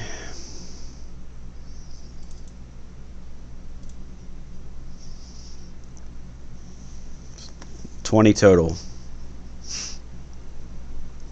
Okay. So you avert your gaze, and again, you kind of you're very close to this Umber Hulk. That's what it is. And you go to do an uppercut with your battle axe, and you kind of say some, your paladin oath, smite, speak them into your words. You speak it into your axe as your axe kind of radiates this white hot energy. You kind of look away for a second, and you do an uppercut as you hear this Umber Hulk shriek out and go, "Argh!" And it takes 20 points of damage as your axe kind of just shreds against the chitinous armor that it has, this plating. And I will end my turn. Okay.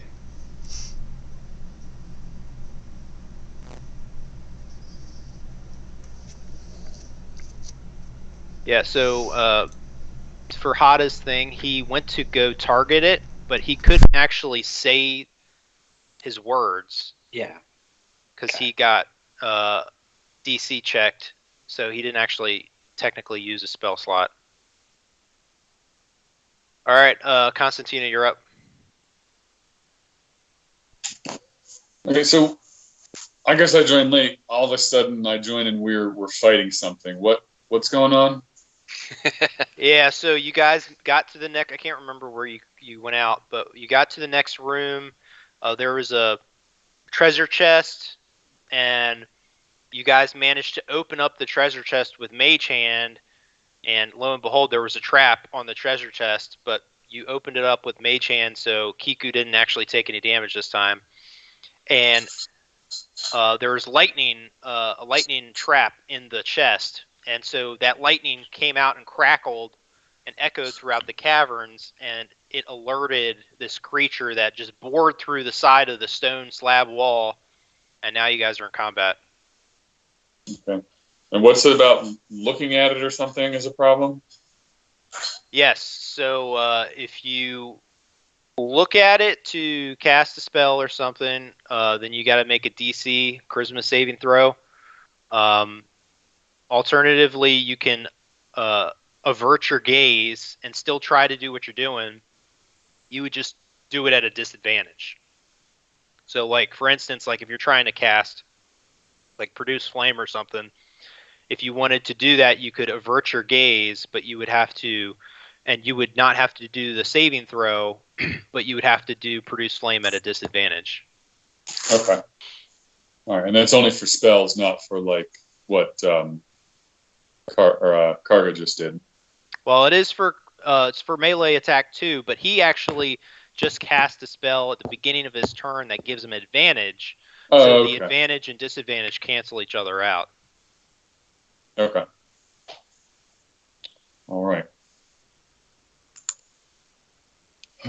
So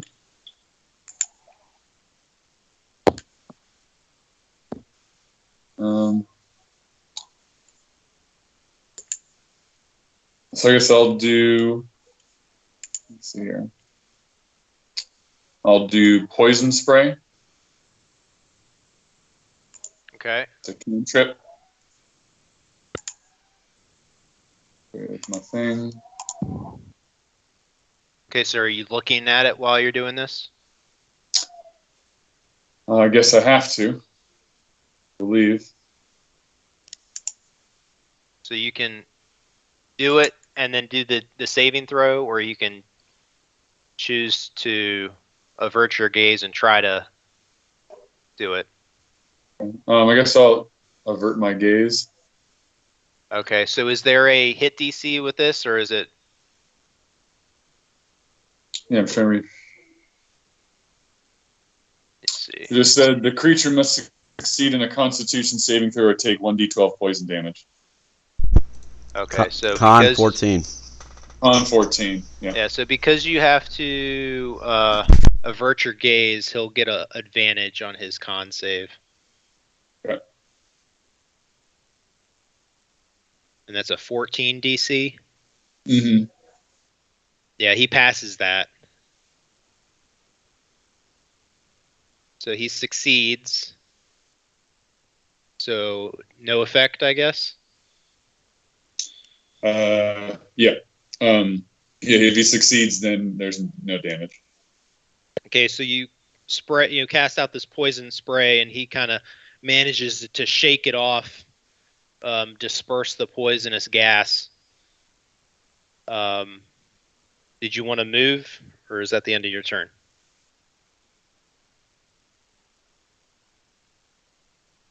It's the end of my turn. All right, Kiku, and then it's this thing's turn.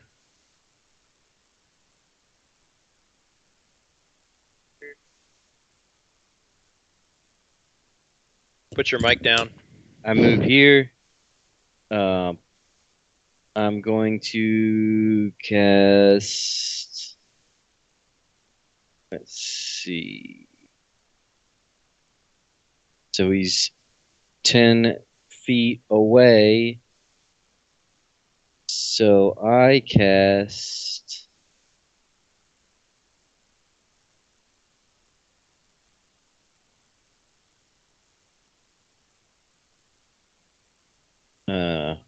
Sacred spirit weapon. Okay. While I cast spirit weapon, I guess it doesn't matter because the spirit weapon doesn't have eyes, right?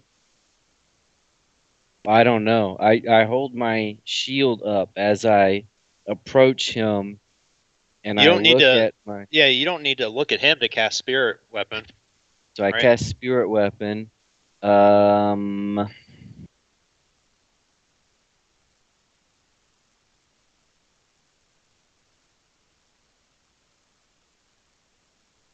So boom, you drop a spectral warhammer in front of him. Yeah. So casting time is 1. It's an action. This turn. Let's say it's a bonus action, but it might be an action. So it's an As a action on the bonus. initial turn, right? That's what I think so. That's how I've been playing it. That would make sense. But it does. You got to cast a spell. Yes. But it does do up to 5 feet because I don't think I can move it this turn. I just pull it out. Shit, I can't see where the damn map is. Anyway, I'm going to roll the hit.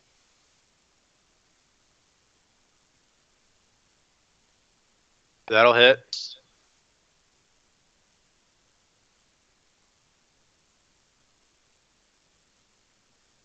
So this spectral weapon just appears, and then you see that this spectral warhammer all of a sudden just smacks this Umber Hulk across the face, and you see this the head of this thing kind of just like jolt to the side as it gets hit with the whiplash from this warhammer.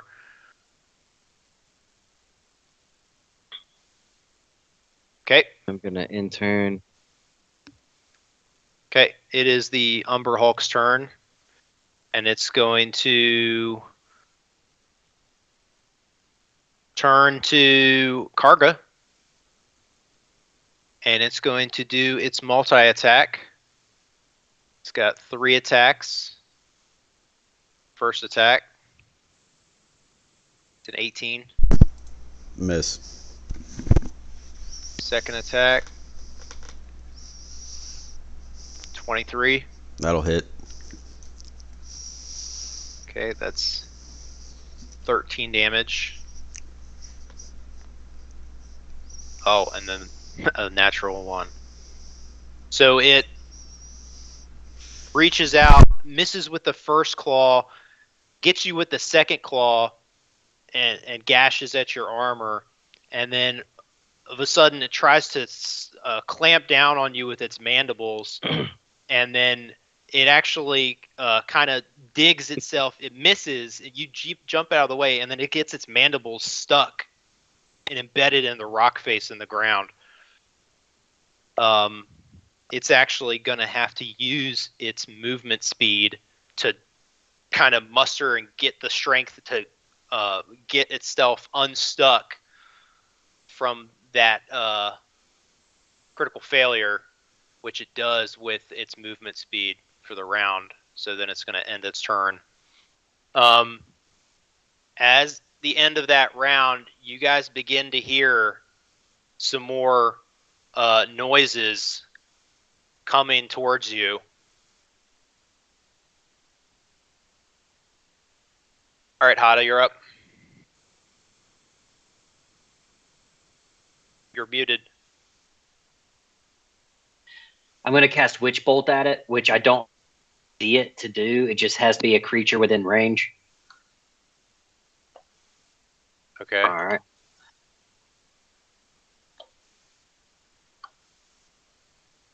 All right, so that hits.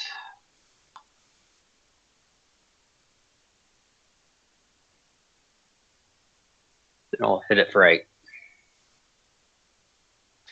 Okay, so you would still have to look at the creature, right?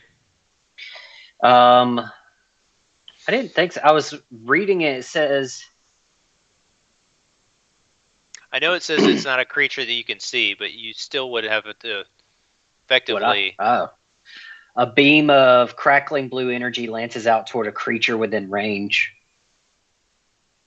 Yeah, so I would say you can avert your gaze and try to cast it. Just okay. do another roll of the Witch Bolt. Okay. So you're rolling at disadvantage. Roll at disadvantage. Well, just roll one more time because you've already rolled a 20. Okay. All right, so that's good enough. So, wow, that's really good. Hey. So you avert your gaze and you kind of put your staff out, and you see this crackling of lightning energy streak across the room as it goes over and it encases this Umber Hulk, and you just hear this Umber Hulk kind of roar out in pain as the lightning arcs across its body. I don't think he's got any kind of resistance to that. So let's see. So that's 8 points of damage. Okay.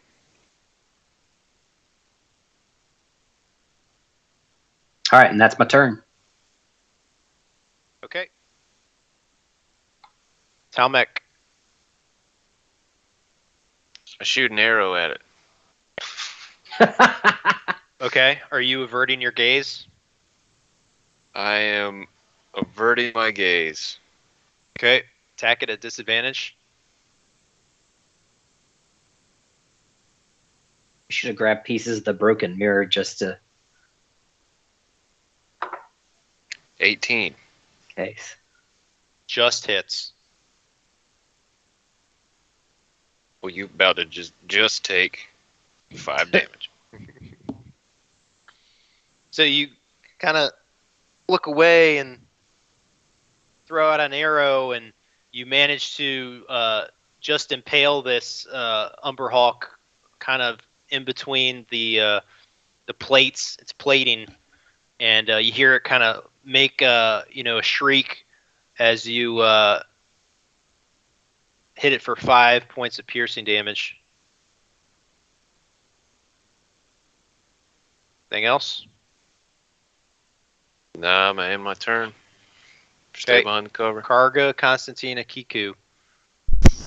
So, just not concerned about these other noises? Okay, I guess. There's nothing you can do about it. Yeah, that's true. I don't know what else is in the room. Disengage and run? It's like, no. Just kidding. Right. I mean, there's always that option.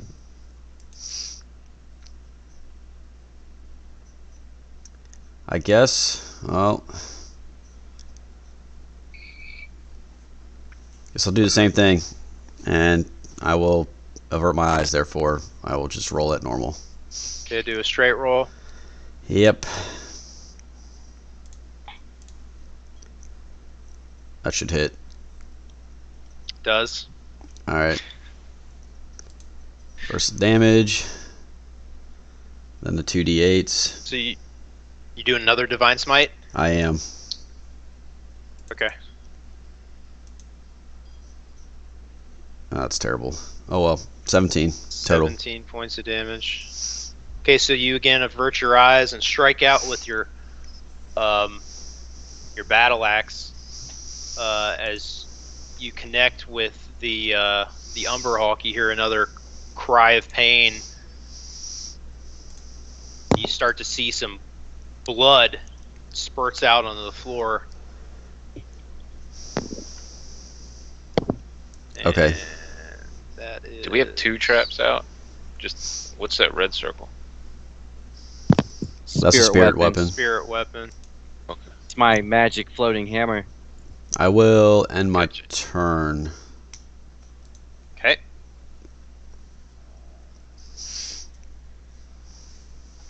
Constantina and then Kiku.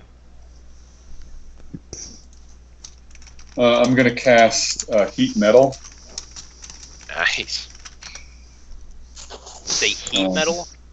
Yeah, Heat Metal. Yeah. Okay. He's got the metal arrow in him. Okay.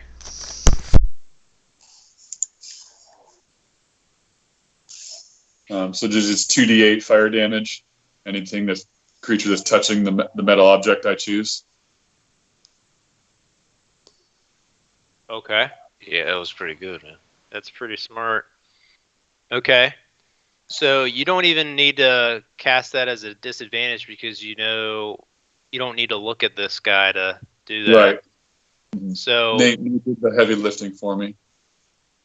so you kind of just concentrate, you Yeah, avert right. your eyes, but you know the spell that you're going to cast, and you know that Talmek's already hit this guy, and so you speak your druidic words, and all of a sudden you hear this agonizing scream from the Umberhawk as he's trying to scratch and claw at this arrow that's embedded in his chitin plate armor as it starts to burn him from the inside out.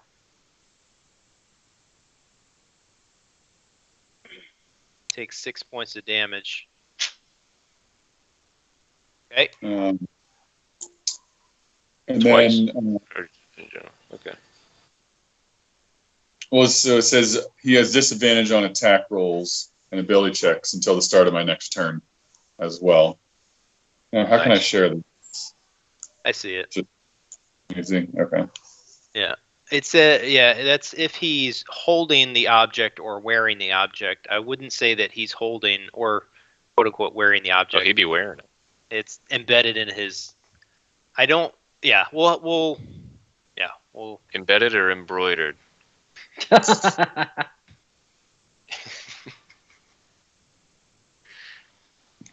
It's part of him now. Okay. Yeah, I mean, whatever He'll the try rule. to That do was- yeah. something about it. Mhm. Okay. And that's the end of my turn.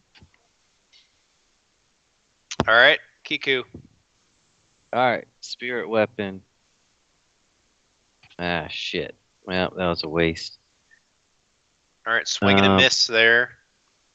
I avert my gaze. I look into my warhammer, my shiny reflective mirror warhammer,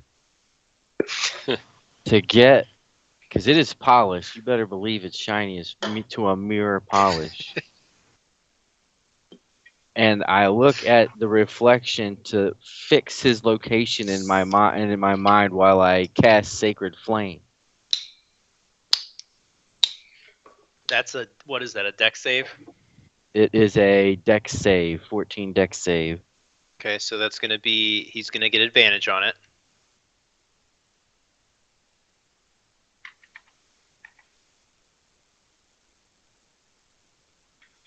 It's a natural 20. Oh. You got a natural 20.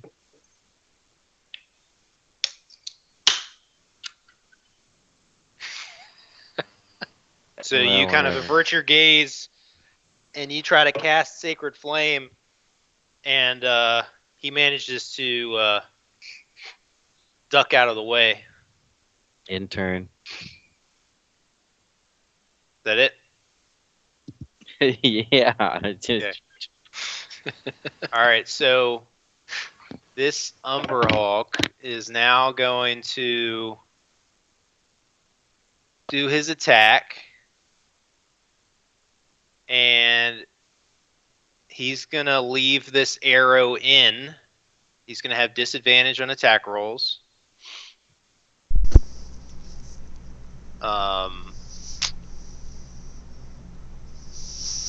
Actually, you know what? He's going to yank it out.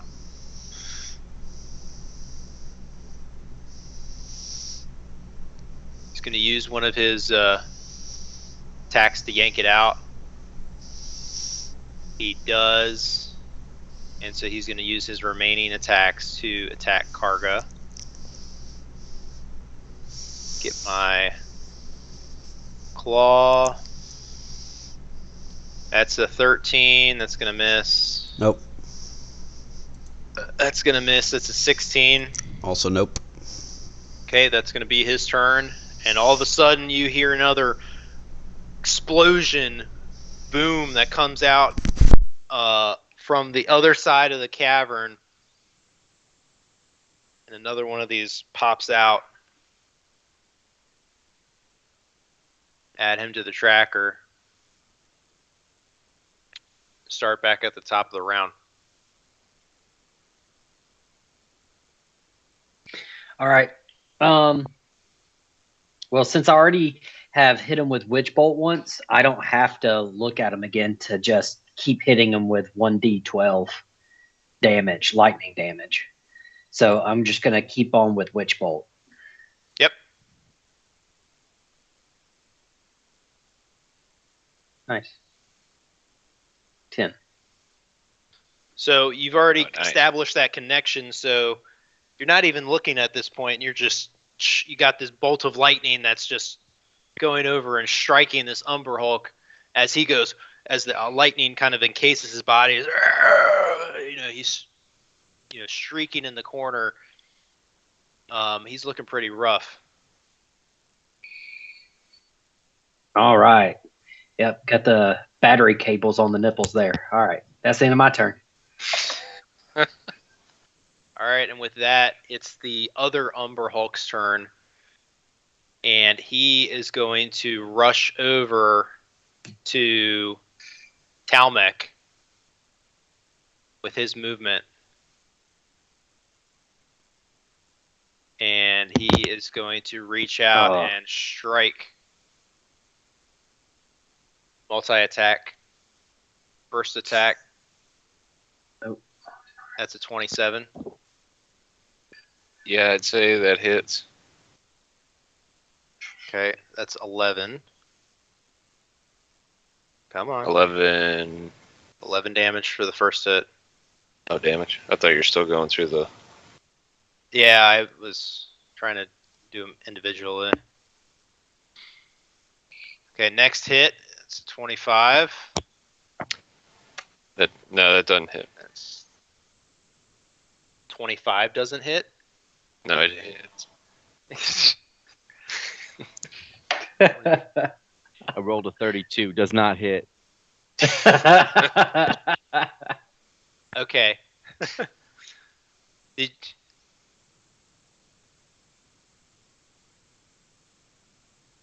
All right, let me add this up real quick. Oh, that doesn't bode well. So you see this Umber Hawk burst out of the wall. He makes a run at Talmec, and all of a sudden you all glance over as he swipes once, and he knocks Talmec across the face. He swipes him twice, and he knocks him again across the face. Talmec is already looking pretty rough as it is, and you see this Umberhawk run, go in for the kill, and he snaps in on Talmec, both sides of the mandible across his neck, and you watch Talmec crumple and snap and fall to the ground. How much damage did I just take? You took 38 points of damage in total in that one round. That's plus the 11? Yes. Okay. So you are unconscious. At how many? What's my age? I know I'm at 0, but how far past 0 am I? -2. Yeah, it doesn't matter Okay. the negatives as much, I don't think. Once you get one health. Once you then get higher in the are levels, it'll one. be you're just unconscious.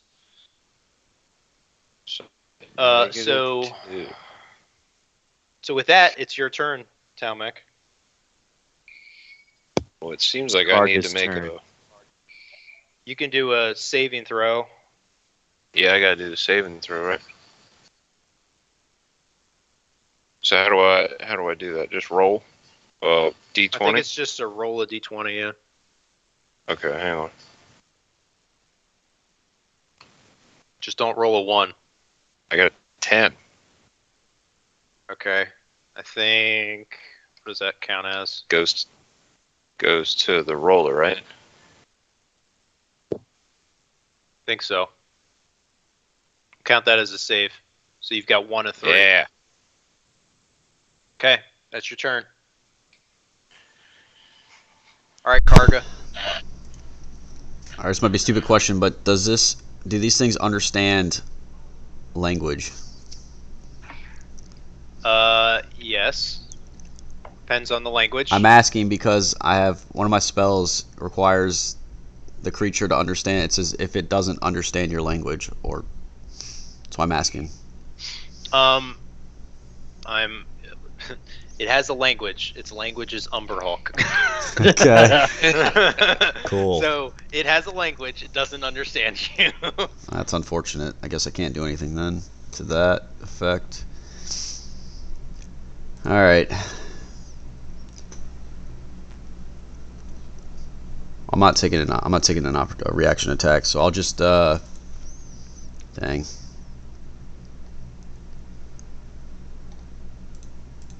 I am going to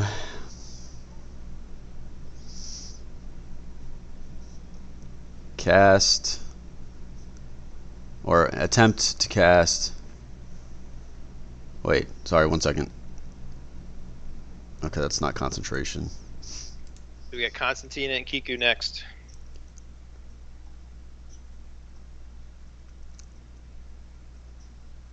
I'm gonna use my wisdom, or I'm gonna use my bonus action to cast Wrathful Smite. Okay. It's a Wisdom 12 save. Okay. Is that different than the Divine Smite? Yeah. So next time you hit with a melee weapon attack during a spell's duration, your attack deals an extra 1d6 psychic damage. Additionally, So you gotta hit it first. Right, but additionally, if the target is a creature, it must succeed on a Wisdom saving throw or be frightened of you until the spell ends. Okay, so roll to hit first. Yep. Wait. Yeah, that makes more sense. Okay. You said on hit, so Nope. There. That's great. swing and a miss. Perfect. I'll just do nothing, then end my turn, I guess. Fantastic. Constantina. Okay. I'm going to cast Summon Beast. Okay. What are we summoning?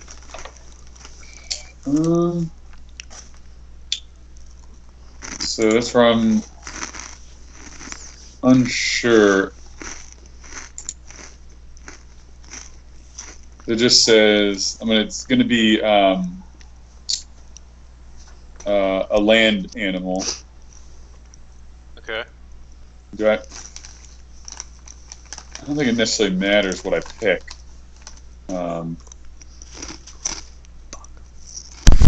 So I don't know, it could be a bear, but I don't think it really matters what it is because it has its own set of stats.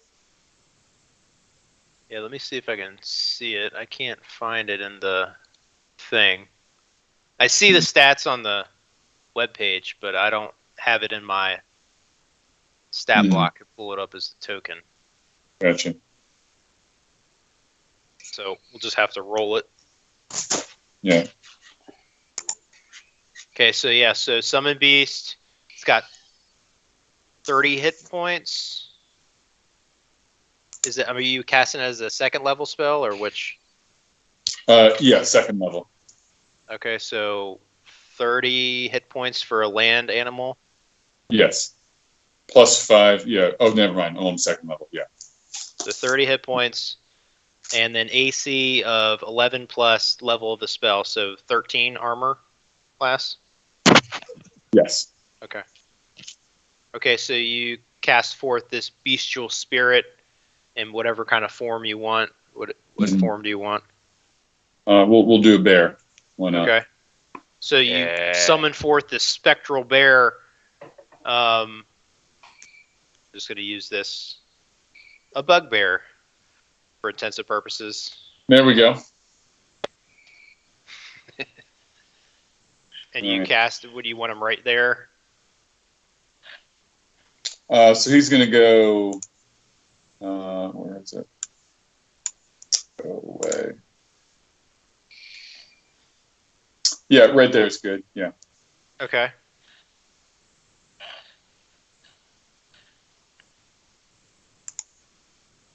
All right, and then he gets his turn right after mine.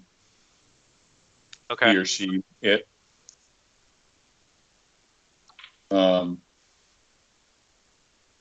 So it's just the maul attack. Mm-hmm. Okay, so you cast this spell as your action for your turn. Yes.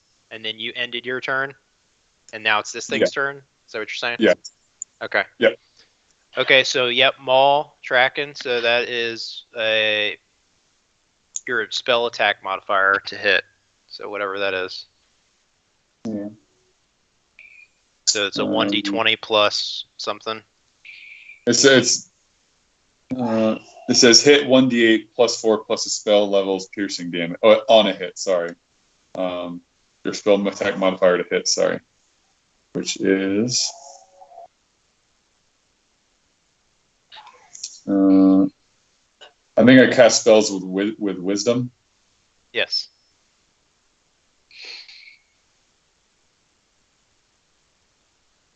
So what do I do there? Sorry. Your spell modifier. It's under spells. It's +4. So you do 1d. You need to roll a 1d20 +4.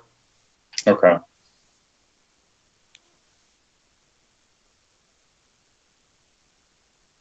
So go ahead and roll 1d20 +4.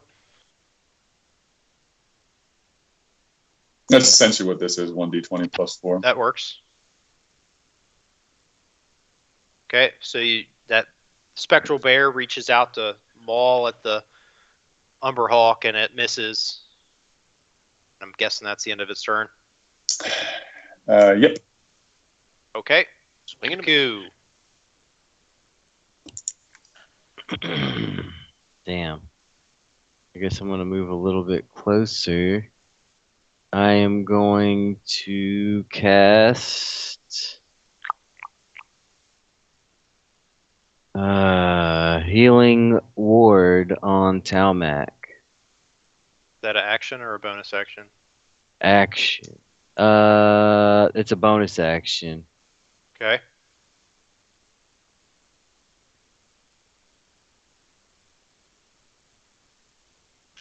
So, Talmac, you're back in the fight. So That's a Kiku plus reaches 15. his hand out, and you see some radiant energy travel past the Umber Hulk as it enters into Kiku's body, or not Kiku, Talmac's body, and all of a sudden you see Talmac. He goes, and he comes to, and he stands up. Nice. I am going to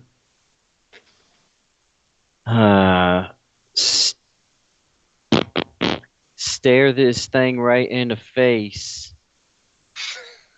and cast Inflict Wounds Okay.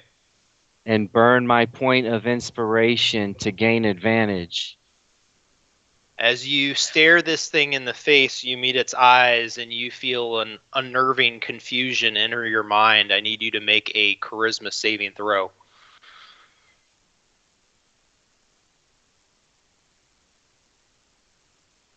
Okay. The confusion racks your mind as you feel like you're unable to carry out what you're trying to do. I need you to make a D8 roll.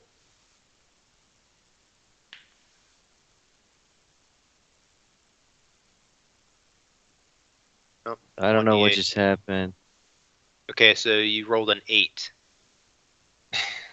Okay. All right, so I need you now to roll a 1d6.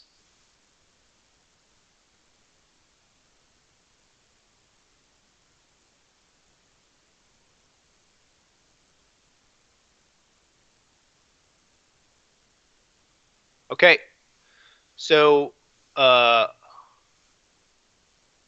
Kiku, you, again, this confusion clouds your judgment, and all of a sudden, you take out your warhammer, and you swing, and you come down and you strike at, go ahead and make a warhammer hit modifier roll.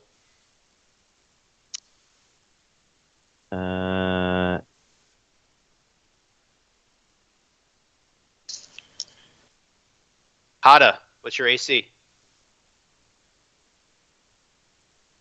You're on mute. 13. Roll for damage, Kiku. Yep.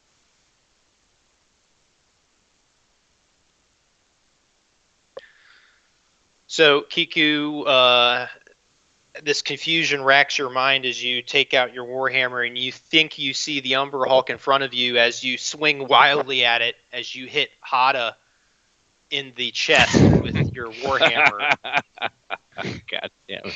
And Hada takes 6 points of damage. Yeah. Intern. Okay. In turn. All right. I guess we'll keep going for a little bit. All right, it's this guy's turn. He is going to continue to attack Karga up here.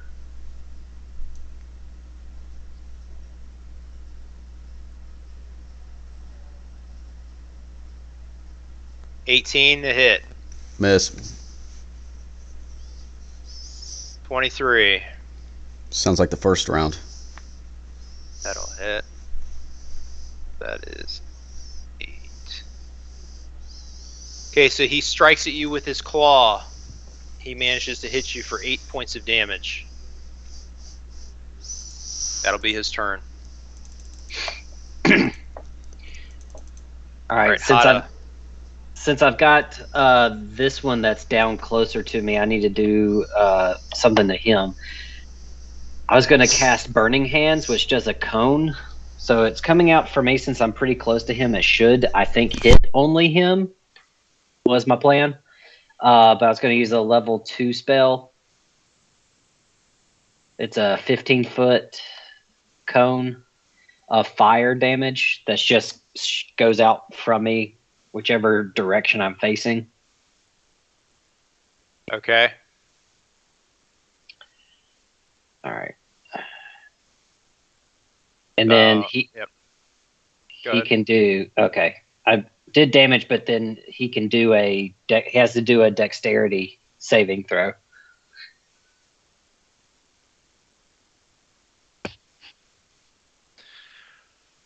That's a natural 1. Ah, sweet. So he got hit with all the damage. So that's 13 fire damage. Yeah. Okay. So I'm going to say because he rolled a nat 1, he is now on fire.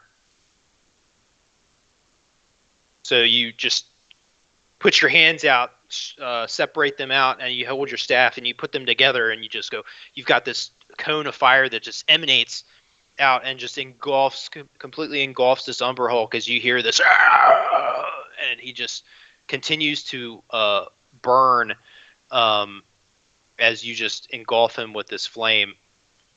So that's 13 points and a burning effect. Okay, who's next? It's this guy's turn, and he is not happy about what you just did. But he's actually more agitated that Talmec decided to stand back up. I'm dying, man. Like I might actually die.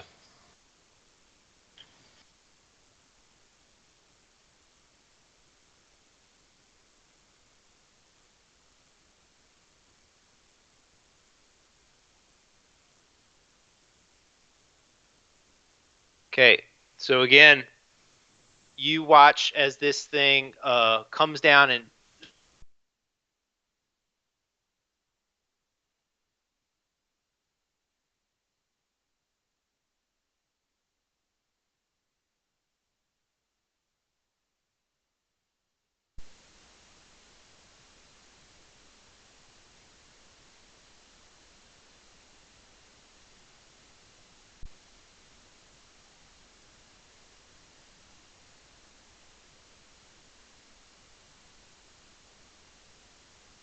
okay.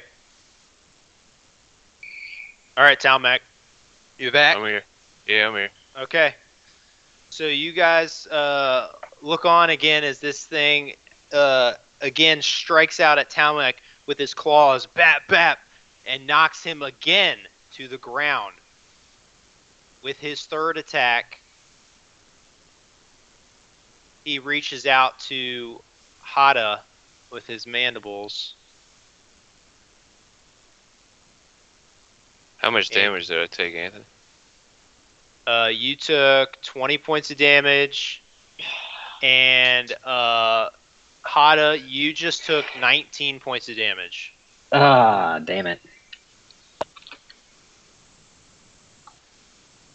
So he reaches out with his claws, and he connects both claws. He knocks Talmec out like a 1-2 punch, and then after watching Talmec, fall again, he turns his attention to Hada, and he clamps on to Hada as he squeezes the life out of him with his mandibles. So it's 10:50. Do we want to stop here or go to 11 o'clock or what? End of the round. End of the round. Yeah. Okay. Yeah, we'll just go to the end of the round. All right. Talmec, you've got another saving throw to make. 18. I think it's his first. All right. Yep, his first saving throw, so that's another first. Okay. End turn. Karga. Okay, I believe earlier you said there was the first one that I'm standing next to is bleeding, right? Yes, and you know what? I forgot. This other one's on fire. Let me roll a d6 for him. So he took 5 more points of damage. All right. Sorry, what were you saying? The one by me is it is bleeding, correct? Well, you hit it last time, and there was some blood that came out. I only asked Pretty because rough. I'm gonna cast Bane, which requires a drop of blood. So I'm gonna use a drop of blood from that. Okay. So, hey, you know what? Being smart. That's fair. Right? That's fair. So you have to make charisma saving throws. If it fails, it's concentration. You have to look at it. Do I? The creatures that you can see. Yeah, well, that's fine. I still have advantage. Are you looking at it? I'm looking at. Well, it's up to 3 creatures. That doesn't change the fact that you have to look at it. I'm looking at it. Can he use his peripherals? As you stare at the beast, it locks eyes with you, and you feel a confusion enter your mind. I need you to make a charisma saving throw. Bring it. Crap. Ooh, and the confusion enters your mind and clouds your judgment. That's unfortunate. I need you to make a d8. Roll.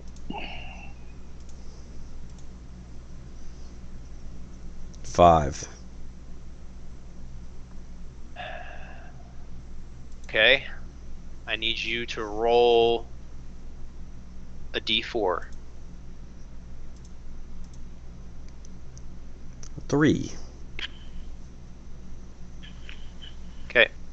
So you all kind of see Karga reach out and try to strike at this Umberhawk, and you see him all of a sudden, he just stops and he lowers his battle axe, and all of a sudden he about faces and he starts running the opposite direction, and you run all the way over here, and you just you run to this corner and you just duck and hide in the corner.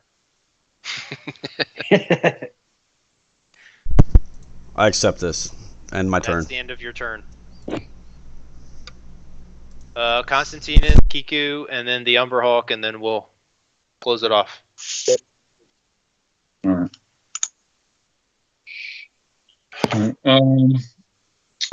I will cast Cure Wounds on Hata. Okay.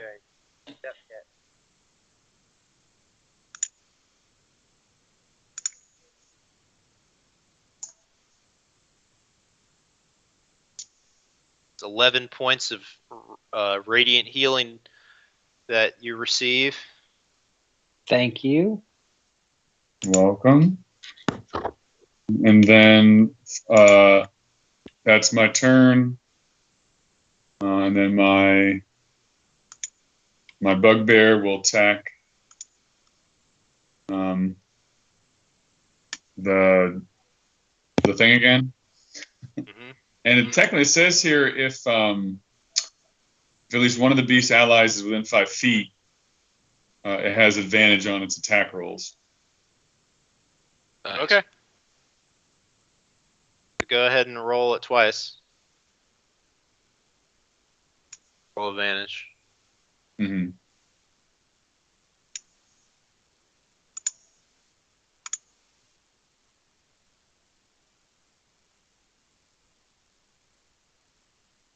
Dang.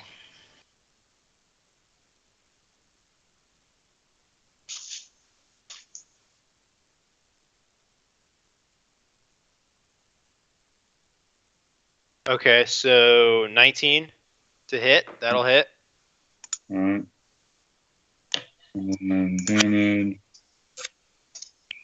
So it's 1d8 plus 4 plus the spells level. So 1d8 plus 6. Plus 6. Yeah. That's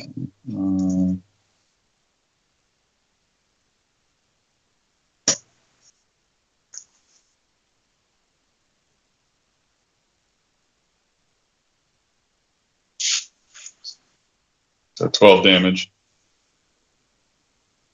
Okay, so this spiritual bear kind of reaches out and claws at this Umberhawk as he kind of shrieks out as this bear mauls him. 12 points of damage.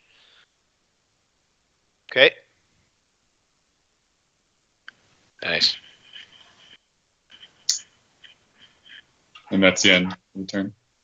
Okay, Kiku. Jeez. I guess I'm gonna try to move. I guess I'm still within 5 feet, so it doesn't really matter.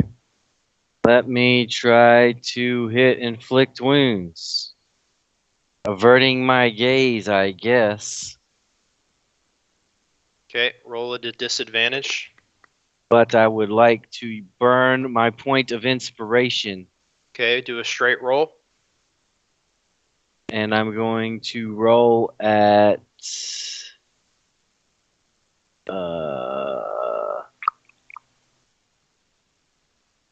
level 3. Damn it. So you reach out with your hand. You got this necrotic energy on it, and you try to inflict this necrotic energy on the Umberhawk, and it doesn't seem to take effect.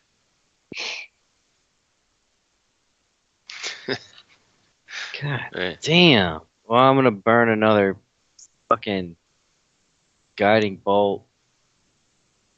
Or not guiding bolt. Healing ward.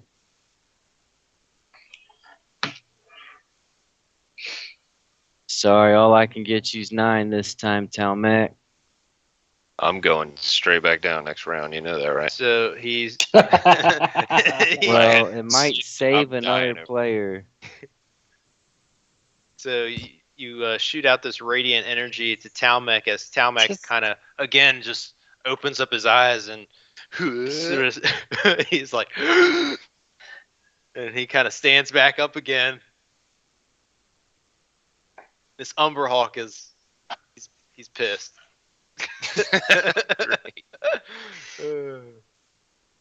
All right. Alright. Well, fuck. I guess good luck, guys. His turn. Okay, we got the one Umberhawk Thanks. here, and he's gonna run over to try to get to Cargo, but I think he's got this snare trap here, right? That's Yeah. right. Okay, so what do I got to do? This trap is nearly invisible, requiring a Succeed successful on a dex intelligence save throw. check. Well, and no, that's to me to find it. It says triggering creature must succeed on a dex save throw or fall prone. Okay, so dex save. What is the DC though? It says dexterity 13. Dex save DC 13. That's what I got on mine. It says dex 13. He rolled a 12. Nice. All right. Oh. So he falls prone and gets hoisted into the air and hangs upside down 3 feet above the floor. For how long? Like a punching bag. Restrained creature Until can this- make a dex yeah. save with disadvantage at the end of each of its turns and ends the restrained effect on a success. So Wow, that's effectively, he's a punching That- bag. Is annoying. Okay, so he's restrained. Okay. So he rushes over to Karga, and all of a sudden he gets his foot stuck in this rope trap, and and all of a sudden his feet get caught out from under him, and all of a sudden he goes, BAP! You see the Umberhawk's back smack against the floor, and then all of a sudden it gets shot up into the air, and as it hangs from this rope trap, and you kind of see it up, you know, it's just kind of dangling upside down. It's like, it's like making all these weird noises. And Nice. that's the end of the round, and that's where we'll end it for tonight. Does that mean if somebody casts a spell or tries to attack it, then there's no disadvantage because it's all sorts of upside down or whatever? Potentially, I need to look at exactly what restrained means. Conditions: restrained, speed becomes 0. Restrained. Attack rolls against creature have advantage. Creature's attack rolls have disadvantage. Creature has disadvantages on dex saves. Okay. So is that a yes? Yes. Okay. Damn, so he has to roll at disadvantage on his deck saves. And we He have does. To we have free advantage. himself? We have advantage Does. against that one. That Yeah, one's the one that's almost dying, I dead. think. Yes, the one that's almost dead has advantage against it. The one that's standing over me, super pissed, that keeps chopping my head off. Well, we gotta kill one of them first. 'cause He's these things Mike are Tyson fucking to you hard. like twice now. Yeah. You know the I'm what still was it, standing. the comedy sketch where they're doing it's a volleyball game, and the Yes. dude keeps getting hit out on the head, and they just use Scott him to Sterling. Scott spike it over. Sterling, Yeah, Scott the Sterling. soccer one too. He's our Scott Sterling. Yeah. Oh, Scott Sterling. Scott Alright. Sterling. So next Just Next a lovable session crackhead is dragon the- in the corner. 18th. How's that look? Yeah, looks good. Open. Alrighty. Yep, sounds good. I'll catch you all next time. Alright, take All right, care. fellas. See ya. Bye. Bye.